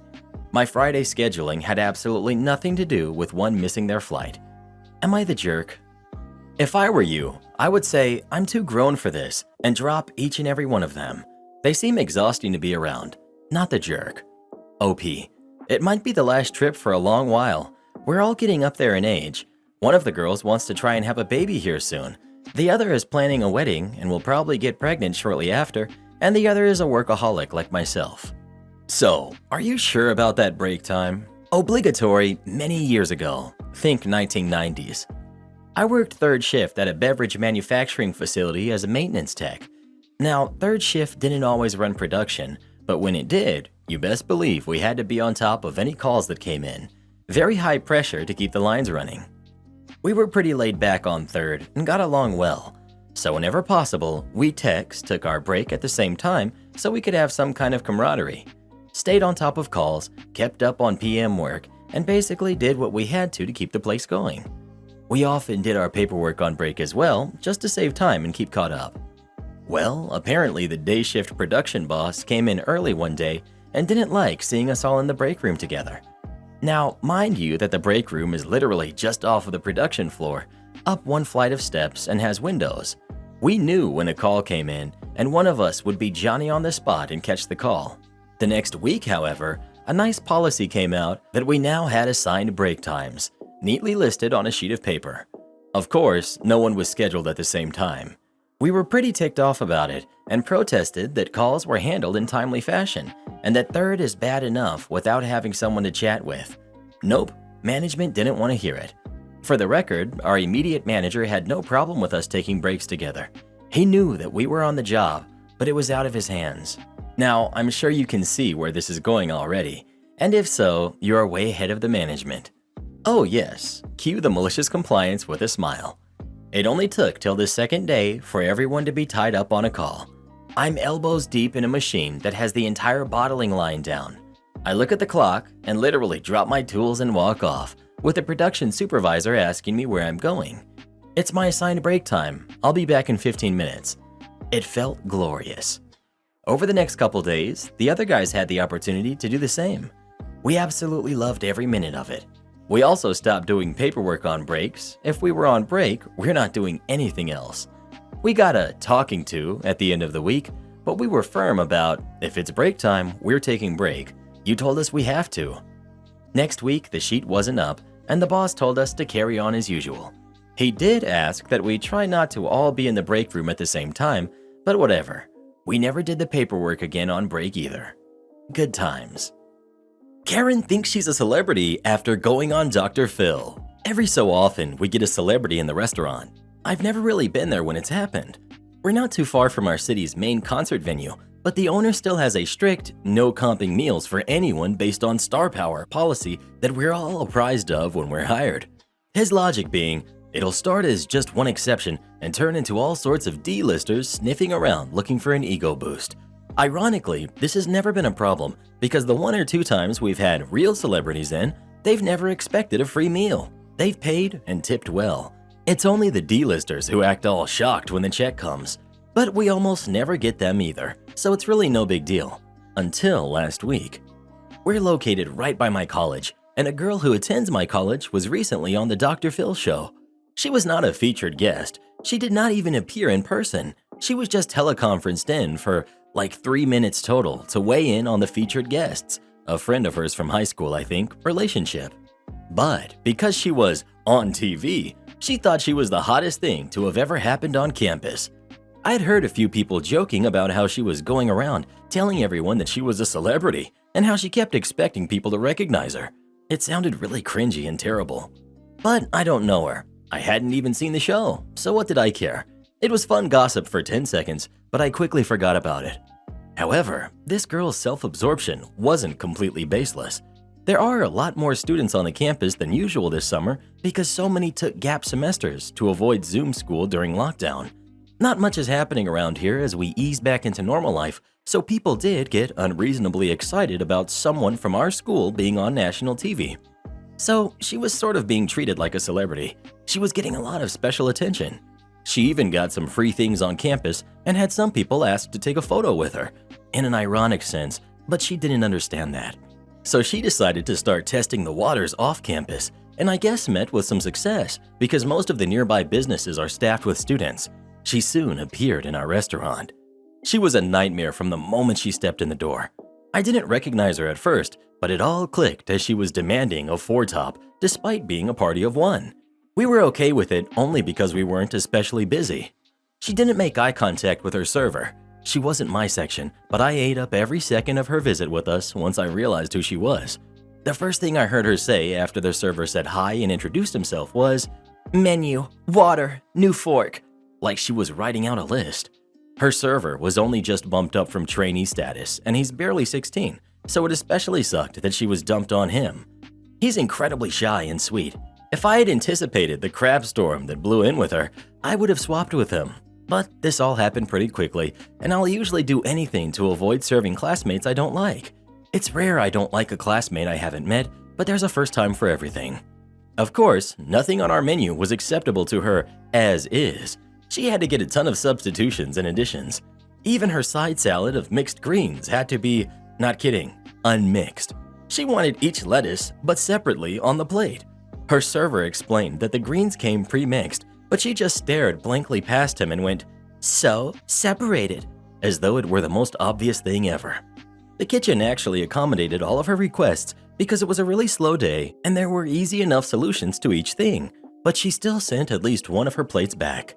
In the 20 or so minutes it took for her food to come out, she asked us how much longer it would take 4 times. She demanded we change the music we had on to a playlist of hers instead. She made comments about the lighting. By the time she was finished eating, we were seconds away from throwing her out. He asked if everything was all right and if she needed anything else. She said no, so he said he'd be right back with the check. I could tell from her face, even as far away as I was, that she wasn't expecting a check. She looked all sour and twisted. I was dying internally. It was so satisfying. But then she stood up and calmly just walked right out of the door. I wasn't sure what I was seeing at first. I thought maybe she had gone to get her wallet from her car or something, but this isn't the kind of place where a lot of people drive, and I just knew in my gut I had to follow up with her because her server definitely wouldn't. I went out the door, and yep, she was traipsing down the street, tapping away on her phone like nothing was wrong in the world. I called out to her and she half turned around, then realizing I was from the restaurant, tried to pretend she hadn't heard me and went right back to her walking, quickening her pace a little. I would have laughed if I wasn't so upset. So I jogged to catch up with her and was trying to keep the situation nice and calm and allow her to save as much face as possible, and was just like, "Oh, hi, sorry, there's just still the matter of the bill," knowing darn well she didn't forget, but figuring confronting her would just feed into unnecessary drama. She looks at me in total disbelief and says she was going to Instagram her meal with us, and that's typically enough when she goes out, without a hint of sarcasm or embarrassment. So I did know who she was because her reaction to being on TV was such a laughingstock on campus. But, and maybe this was a little mean, but I couldn't resist. I went, "Sorry, who are you?"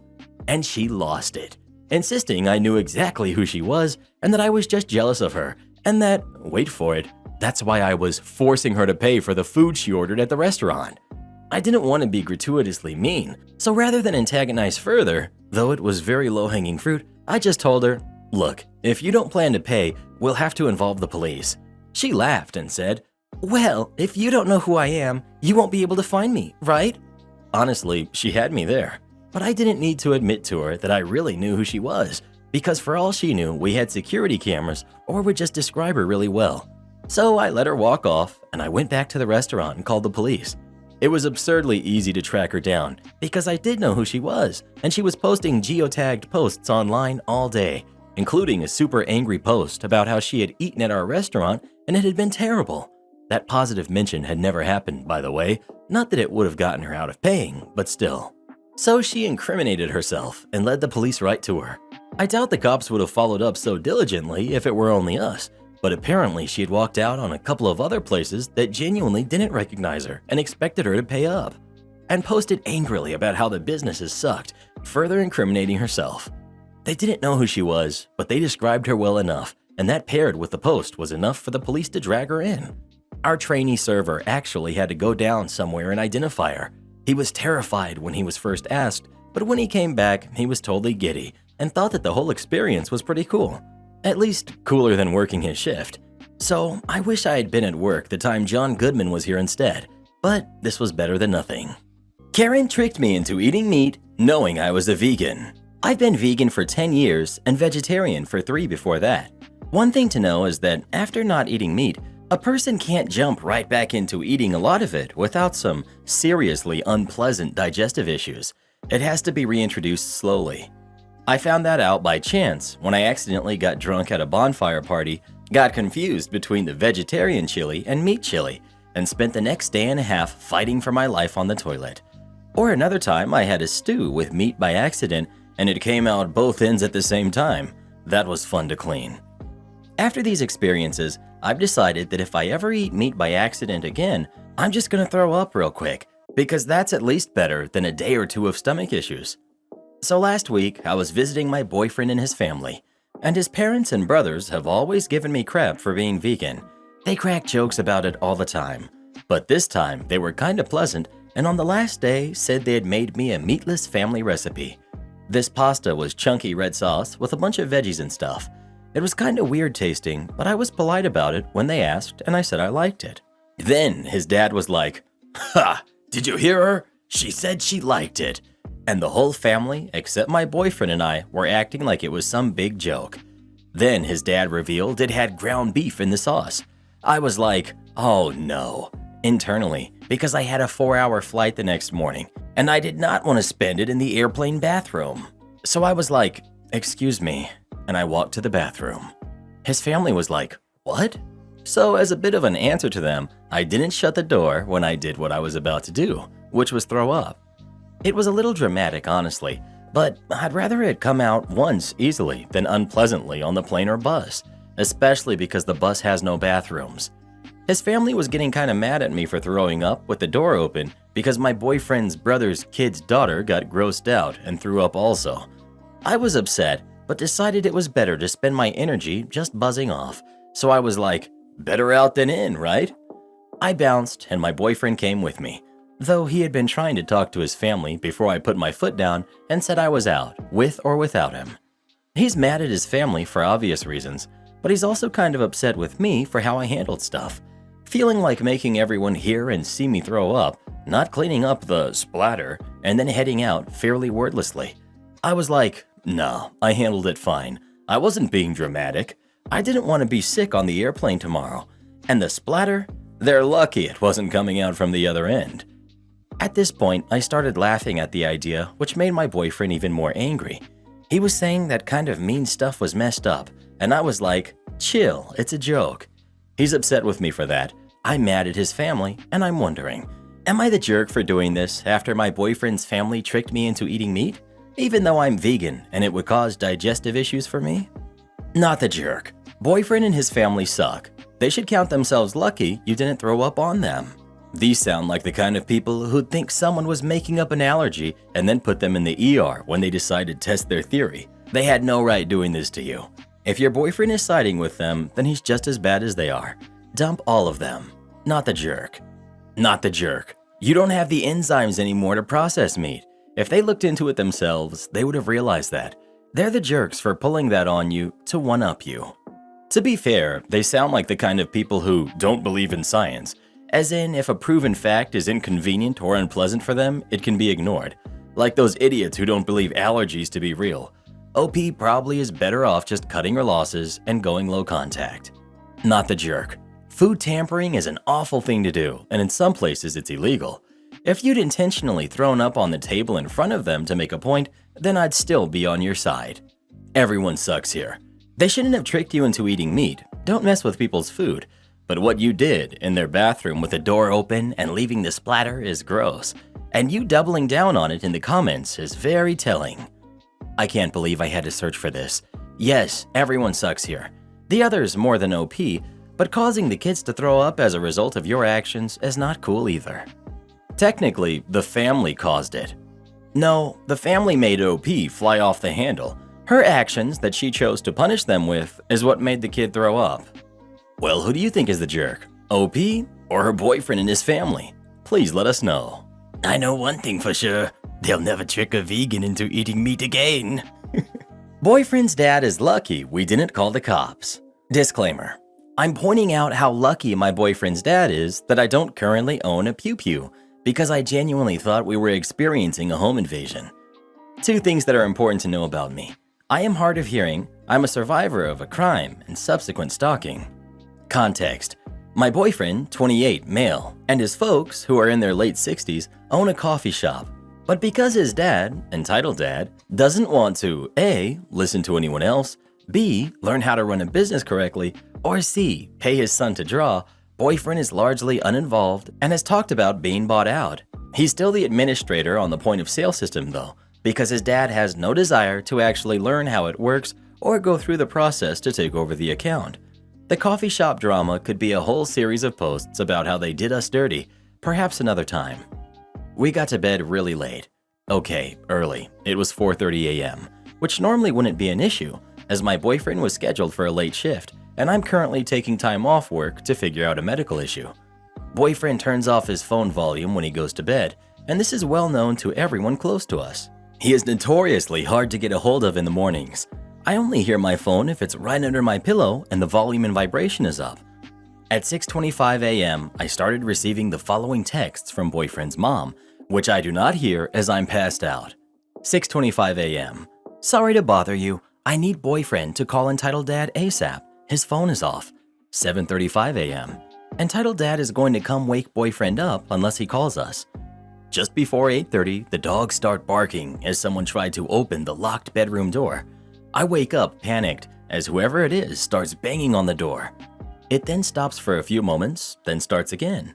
No one has said anything at this point. Not me, not boyfriend, not the intruder. I get up and go to the closet for the baseball bat and start kicking myself for thinking we wouldn't need a pew-pew when boyfriend had brought it up in the past. We open the bedroom door to find entitled dad at the end of the hall. He starts yelling about needing the code for the two-factor authentication for the registers. I start yelling at Entitled Dad, and boyfriend, who's just as angry as I am, has me go back into the bedroom. I put my hearing aids in at this point. Entitled Dad claims to have been knocking on our front door, but neither dog heard him. Boyfriend gives him the code, tries to explain to him that coming into our house unannounced is a huge violation of trust and boundaries, not the first major issue. Entitled Dad then yells about needing to get the register working. Boyfriend kicks him out, and we think that's the end of it. Not 2 minutes later, I receive another text from mother-in-law. 8:24 a.m. Please tell boyfriend to send the new code. We still can't get in. Then we hear the clanging of the metal gate and more pounding on the front door. We go answer it, and Entitled Dad is yelling about needing the new code, and he has a copy of our key in hand. He clearly was going to let himself back in. I lost it at this point and yelled, "You can't just let yourself into our house. What's wrong with you?" He gave me more BS about needing to get the register working. I screamed, "My ability to be safe in my own home is more important than your shop." He took particular offense to this, yelling back at me, "So, you see me as a threat? Am I a threat to you?" I try explaining that I've had my home broken into before. His response, "Not by me," over and over, then continues yelling about the shop. I demand the emergency key back, and after yelling a bit more, he shoves it to me. Boyfriend had enough and yells at me to go back to the bedroom. He will handle it. I do, because at this point, I'm on the edge of a panic attack. Through the closed bedroom door, I hear more yelling, and after a bit, the door slammed. Boyfriend called his mom, saying that Entitled Dad needs to apologize and that this behavior wasn't acceptable. She asked him, "What does he need to apologize for?" Boyfriend tells her, and she is mortified. I then get this text from her, 9:08 a.m. "I'm sorry to have bothered you so much today, and sorry Entitled Dad made such a scene." I haven't responded. This man clearly doesn't understand boundaries, doesn't think he needs to be held accountable for anything, and felt entitled to just barge into our house and demand his son fix a tech issue. And for the record, yes, I do in fact see him as a threat now. Both of boyfriend's parents know about my PTSD. We know he won't apologize because he genuinely doesn't see a problem with his behavior. It's time for some serious boundaries and a security system. What is wrong with these people? Y'all should change the locks ASAP. OP. That's on my list of things to call our landlord about, but he's out of town until Friday night. We're also looking at security systems on Friday. Change the locks and send your landlord a key.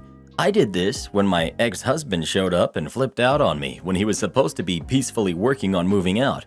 Am I the jerk for not showing up to my own engagement? I, 28 female, have known for a while that boyfriend, 38 male, was going to propose. We've been talking about marriage, rings, etc. for a while. I didn't know the when or where, but I thought I knew the how. This is because I've made it clear that I would absolutely hate a public proposal. The very idea gives me hives and makes me queasy with anxiety. It's a personal preference and comfort zone thing, and not an opinion on other people's proposals. There have been a few times where I thought he was going to ask, but I was wrong each time. Wasn't too disappointed because I knew it would come eventually. The night of the conflict was my birthday last week. We were going out to celebrate, and he'd even given me my gift early to wear to dinner, since it was the first time we'd be going out for my birthday since before lockdown. We were meant to meet at the restaurant, but my dad called before I left, asking if our big announcement tonight was baby-related, and if so, he'd like to congratulate me in advance in case he didn't make it due to a travel delay. A few minutes into the call, I put two and two together and immediately called my best friend, who reluctantly confirmed my fears. She hadn't wanted to spoil boyfriend's surprise, but she also tried her best to convince him to scale it down because she knew I wouldn't like what he had planned. At this point, I was very late, and my boyfriend had been texting saying that I was going to make us lose our reservation. I called him and asked directly if he was planning a public proposal. He couldn't deny it, and after he told me he had reserved the entire restaurant for 75 people, I told him this wasn't what I wanted and that I'd be happy to attend, but only if he promised not to do it in front of everyone there. He said he had told some people and that word got around and they were now expecting a proposal, so he was going to do it, otherwise we would have wasted everyone's time and money coordinating and getting them down there. I said that if he insisted on doing this in a way which made me uncomfortable, I wouldn't be coming at all. I hung up at that point and stopped answering because I was hurt. He's livid, and we've been fighting all week because I embarrassed him in front of our friends and family by not showing up. He says I'm making a big deal of it when we both know I would have said yes, and that I'm being ungrateful because other women would have loved for a boyfriend who would go through the trouble to make a grand gesture. While I agree that I had every intention of saying yes when I knew it was coming, I don't like being put on the spot or being made to feel obligated to say yes because of an audience. He said he won't consider proposing again until I apologize for embarrassing him and promised to chill out about my preferences in the future. I don't feel like I should because he knew I would have preferred something more romantic. Your boyfriend is the jerk. He knows you aren't comfortable with this, but decides to do it anyway because it makes him look good. Instead of treating you like you're your own person, he decides that you are just a part of the perfect proposal that could be to anyone. Not gonna lie, if this happened to me, I'd go, wait for it, then say no and leave. I hate being put in the center of attention, but I'm also really petty, and if you do it to me, I'll make you regret it. Now that's the level of pettiness I wish to aspire to. I'm similarly distasteful of being the center of attention, and if a future partner ever proposed to me in front of a crowd like that, it would be a neon sign pointing to just how little they actually knew me. Red flags. You are not the jerk, and honestly, you should seriously consider using this as an opportunity to rethink your relationship. There's already a significant age difference, but the fact that he went out of his way to ignore your feelings and discomfort should be alarming you right now. And on top of that, he's mad at you for not humiliating yourself for his stupid pride? Nah, this is just a sample of what life will be like married to him.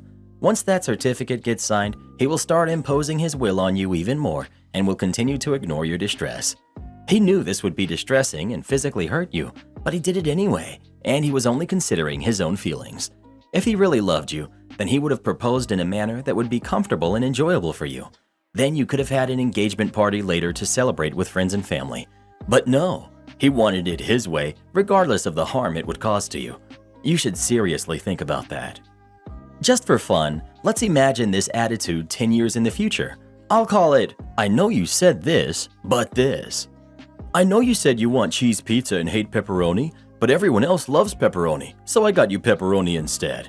I know you said you hate surprises, but most people love them, so I threw you a giant surprise party. I know you said you don't want to have kids, but everyone loves babies, so I switched out your birth control. Surprise! I know you said you didn't want me to video the birth of our kid, but everyone loves birthing videos, so I made one and shared it to all our friends and family. That's life with someone who puts what he and everyone else thinks and wants ahead of what you explicitly state that you want. Think hard, very hard, about marrying this man. It might be the last choice you get to make 100% on your own. Not the jerk. You're the jerk. There aren't many places online where you will find more bitter people commenting than here on Reddit. By the way, how are the cats doing, ladies? With these hostile attitudes you all seem to have, those cats are the only ones who will be in your lives long term because they don't have a choice. When my husband proposed to me at our favorite restaurant, sure I was nervous and uncomfortable. Guess what? You're supposed to be. But then you say yes, everyone claps, and you enjoy your meal. When did you all become so hostile and decide the world revolves around you and your insecurities?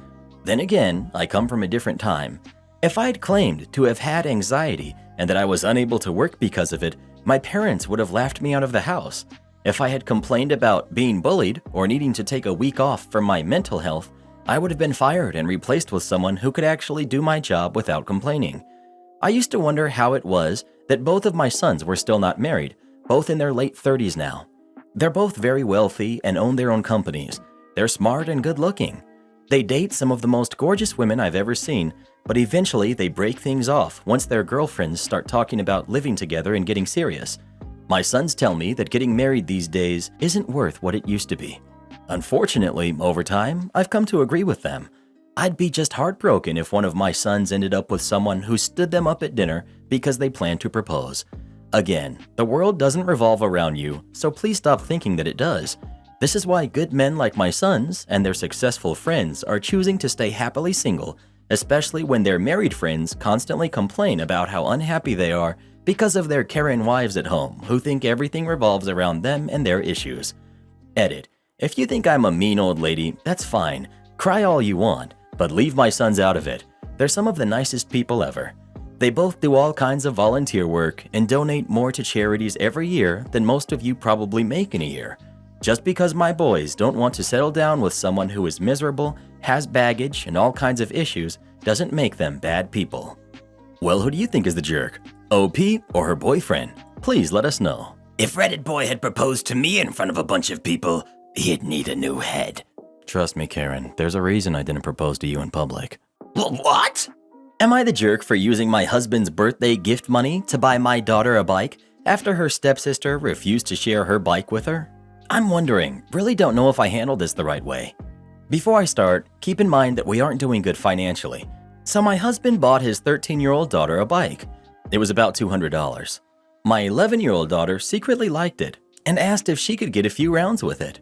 My stepdaughter said no, which was understandable seeing how obsessed she was with it the first couple of weeks. My daughter asked again, but was told no even though we tried to compromise on time. It was pretty frustrating for my daughter, especially when she sees the bike. Fast forward a week later. Stepdaughter no longer rides the bike as often, and most of the time it just lays in the garage. The other day, my daughter called me crying. I freaked out and had to go home because I couldn't make sense of what she was saying. I got home and found my daughter on the porch crying. My husband was inside watching TV. I asked her what had happened, and she told me she had asked her stepsister to let her play with the bike, but she refused. And when my daughter pointed out how the bike was just lying in the garage with no use, her stepsister shouted at her, saying she'd rather throw the bike in the ocean and let it rust than let her ride it. My daughter started crying, which made my husband call her an entitled brat and punish her for persisting. I was fuming. I confronted him, and he casually said, "My daughter should not feel like she has to share what she has with anyone. It's her bike, and if your daughter wants a bike so bad and you think she deserves it, then you can go ahead and get her one." I said, "Darn right I can, and I will." I took the money I saved up to buy him a gift, a watch, for his upcoming birthday, and bought a new bike for my daughter and let her pick the color. Not gonna lie, after seeing her sad for weeks, I felt happy for her. My husband and stepdaughter just watched, but when my husband asked where I got the money and knew it was his birthday gift money, he flipped out. He yelled, saying I shouldn't have touched his gift money and said that I promised him, and he already told his friends about the watch. I told him about how he let his daughter treat mine and encouraged the attitude she had about the bike. He got more upset, saying I was punishing his daughter through him, and that by my own omission, he had done nothing wrong other than get his daughter a bike. I said I no longer wanted to argue, but he never stopped losing it on me.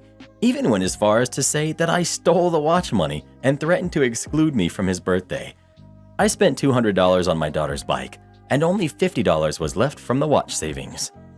Everyone sucks here. Y'all are not functioning like a cohesive blended family. Your stepdaughter is not obligated to share her things. Your daughter needs to learn she isn't entitled to other people's things no matter how much she wants them. Realistically, the two of you should have sat down and spoken about this before he ever made the purchase, especially since anyone with half a brain could see the outcome of one kid getting slighted. Seriously, how did he not foresee this issue? The fact that your husband feels absolutely no fatherly connection to your daughter and is calling her names is like 20,000 red flags in one. Also, he made his bed and now he gets to lie in it. I find it very ironic he calls your daughter entitled and then turns around and acted like he did. Ultimately, he is the jerk, but you are also the jerk for keeping the jerk around your daughter. I do not understand this thing where people look down on encouraging kids to share. Should stepsister let OP's daughter ride her bike whenever she wants? No. Should stepsister let her ride a bike that hasn't been touched in weeks because it's the kind thing to do for a sibling? Yes. This is why America is such a mess. You're all being brought up to be selfish, entitled jerks, who, when confronted with the horrifying prospect of sharing and kindness, lose your minds and call it entitlement. This is why you have to pay thousands for healthcare, have no social support structures, etc. Because the thought of sharing and helping others brings you all out in hives, apparently. People should be encouraged to share, but that's not the same as forcing them. That's just telling them that nothing is ever really theirs. She should be encouraged to desire sharing, though, and I think in the effort to not force people to share, a lot of people have forgotten that it's still good to desire to be a person who shares. I do not share everything, but I share what is convenient or easy for me to share, and I find joy from that. When I bake a dozen cookies, I find more joy in sharing those cookies than keeping them to myself. This joy in seeing others care for the effort we have provided is what should be the focal point. No, you don't owe any homeless person on the street your extra $2. But it makes you a better person to share that $2 if you can, even if that person spends it on something they shouldn't be buying or whatever else you may disapprove of. Well, who do you think is the jerk? OP or her husband? Please let us know. If there was a sitcom about your family, I'd totally watch it. Is this what you want? Fine. The customer is always right. I drive for Uber in the Dallas area and I received a ride request. I picked up the gentleman and it was a good ride. About 5 minutes in, the rider asked me what was on the rearview mirror. I told him it was my interior cam. He got mad and told me to turn it off because he didn't like such surveillance. I reminded him that the Uber app would have said there was a video recording. There are also signs on the door. He could have declined booking the trip if there was a problem. It escalated when he yelled, "You better turn that darn thing off, or else." "Or else?" I asked. "Yes." That was the reply. "Turn it off, or stop this trip." I verified with him his request, and he said, "Yes, turn that darn thing off, or end this trip." To which I said, "Fine, have it your way. I will comply." At that, I exited the highway and pulled into a convenience store. He acted a bit stunned before shouting, "What are you doing?" I calmly stated, "You said either I stop recording or I end the trip. As I have no intention of stopping the recording, I'm letting you out of here." That did not go well for him as he started screaming and hurling insults at me, questioning my parentage, and although correctly guessing my orientation, was rather rude about it. I calmly ended the trip as per his request. That was the compliance.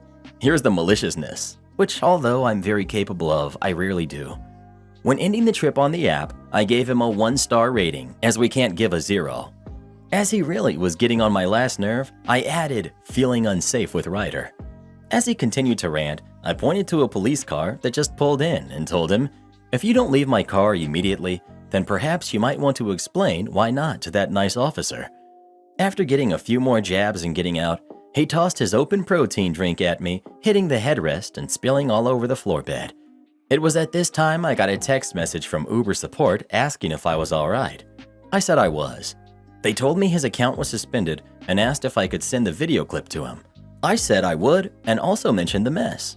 Uber support told me to just send them the picture and he would be charged a $75 cleaning fee, which I got within an hour. So I did exactly what the rider wanted, but due to his petulant behavior, he got a canceled Uber account and it cost him $75. If he would have just left, I wouldn't have done a thing, but play stupid games, win stupid prizes. Am I the jerk for not letting my ex and his new kids live with me? Please note, I'm only asking about the roommate situation he keeps suggesting. Our relationship is well and truly over, and neither of us wants to get back together. My ex, Sam, and I were together for 4 years, living together, talking about marriage and kids, etc. Then one day he got a call from his ex's sister telling him that his ex had a daughter who was probably his. She's 6. He said she had just ghosted him one day and he didn't even know she had been pregnant. They did a DNA test and he's the daddy. I went ahead and ended the relationship because I don't want to be a stepmother. His daughter's mom passed recently and her sister is currently taking care of all 3 of her kids, who are 9, 6, and 2. The sister knew this whole time that he was the girl's dad and never said anything either. The sister has to get home a few states away to her kids, job, etc. She doesn't have the space or money or time to care for the kids on top of her own, so she called Sam about taking them. She doesn't know who the other 2 dads are. The kids want to stay together, so he wants to take all 3. We live in a really high-cost area. The only reason we've been able to live here and have room to plan for a family is that I inherited a house that was bought by my great-grandparents. He can't afford a place with enough space for 3 kids. He can't afford a 2-bedroom apartment by himself here, maybe not even a 1-bedroom because it's so expensive. He wants to move them all into my home until whenever he can afford something bigger, but I don't think he'll ever be able to. It's a 3-bedroom house, and he wants the other 2 bedrooms to be for his kids and to remodel the dining room and living room for a bedroom for him. But I want to move on with my life. I don't want to live with my ex forever. If I live with all of them as roommates, there's no room for me to marry someone and have kids of my own. He's upset because if he can't take the kids, they're going into foster care. But if I let them stay here, I'm giving up the family I always wanted. I asked him how he's going to handle childcare and taking them to the doctor and stuff, and he said he'll figure something out, but I'm worried he's going to dump the childcare on me because I work from home and he works in an office. The mom's sister leaves next week and he's in a panic. He keeps trying to come up with compromises, but I told him I don't want to live with someone else's kids and I want to move on with my life, and he's telling me I should rent an apartment and let him keep living in my house. I just want him gone. Am I the jerk for not letting them all live here? Not the jerk, and don't do it. Once he's in, he won't get out. If he is not at home, the kids will be your problem. You won't be able to move on, won't be able to bring people over. Just know, if he's going to blame someone, push him to the problem starter. His sister, who kept him from knowing he has a kid and then dumping them all on him so suddenly. Exactly what I was thinking. Once they let him live there, he won't ever leave and will use her as free childcare. If her ex's family gives her gripes, ask them why they won't let him live with them. Not the jerk. I'm sorry that you even feel the need to ask. Come on, it's nowhere near being a reasonable ask. Move out, rent an expensive property, and let me live in your house. Seriously? Who on earth would have the audacity to even think that, let alone actually ask for it? I'm gonna go with the tough love approach, so please don't think I'm trying to be unkind. I'm really not. This guy doesn't seem to have a lot of respect for you or your property. He's suggesting you remodel your home to add another bedroom downstairs by messing with the living room and dining rooms. What impact would that have on the value of your property? Has he even thought about that, or is he just assuming it's okay to knock thousands off of your house value just so that he can move in? Given his appalling selfishness and how he's thinking about this, it's obvious that he would be intending to use you as free childcare. After all, you work from home, so are obviously free all day to take care of his kids. I trust the sarcasm is obvious. And I'll bet it wouldn't just be when he's at work, but for nights out too. Have you given any thought to what would happen if he got in another relationship? Do you really want to be lying in your own bed in your own house, listening to him with his new partner? Tell him no. Tell him the no is not up for debate, and if that means you have to cut contact with him, then do so. Otherwise, you're setting yourself up for nothing but misery and exploitation. Am I the jerk for refusing to sit next to a coworker due to his smell and not denying the reason when I was asked? I, 22 female, work an office job. I'm very friendly and I get along with everyone. I would personally say I'm friends with most of my coworkers, with the exception of Jay, who's 31. I don't have anything personal against him, but I'm asthmatic and I have a very sensitive nose, and for the lack of better words, Jay stinks. It's not that he's not taking care of himself, but the cologne he uses is absolutely horrendous in my opinion, and he sweats a lot, so he will always smell strongly of cologne, sweat, and sometimes garlic, since he often eats it raw in the lunch area. I never said anything to him about it since it's not my place, but I'll generally try to avoid sitting too close to him unless it's work-related. Recently, Jay started to become a lot more friendly towards me. Some of my coworkers told me that he has a crush on me, but I don't know if that's true. This resulted in him trying to sit next to me during meetings, on lunch breaks, and trying to hang around my cubicle whenever possible. I tried to politely endure it at first, but as the weather got hotter, his smell got even worse, to the point where I start to have gag reflexes when I'm around him for too long. Now, whenever he sits next to me, I just give him a polite smile, move away, and make myself look busy, hoping that he'll get the hint. This week, we had a particularly bad heat wave in my city, and like every week, Jay again tried to sit next to me, but this time I couldn't endure his smell for even a moment, so I would just stand up and move. Yesterday, he confronted me about it, saying he's hurt by my actions and asked me why I was acting that way towards him. When I gave him a vague answer, he didn't believe me and got even closer to me. At this point, I couldn't control my gag reflex and I almost threw up on him. He looked hurt and asked me if I thought he stinked. I didn't answer and just told him that he's making me uncomfortable and asked him to please step away from me. Today I'm off work, but I got a text from another coworker that I deeply hurt Jay's feelings, and now he's super self-conscious of his smell. I'm starting to feel bad, and I don't know if I'm the jerk in this situation, but at the same time, I don't know what I could have done differently. Am I the jerk? Support our channel by joining as a member today, and we'll give you a shout out in our next video. Or come watch this video next. You won't believe what Karen does in that one.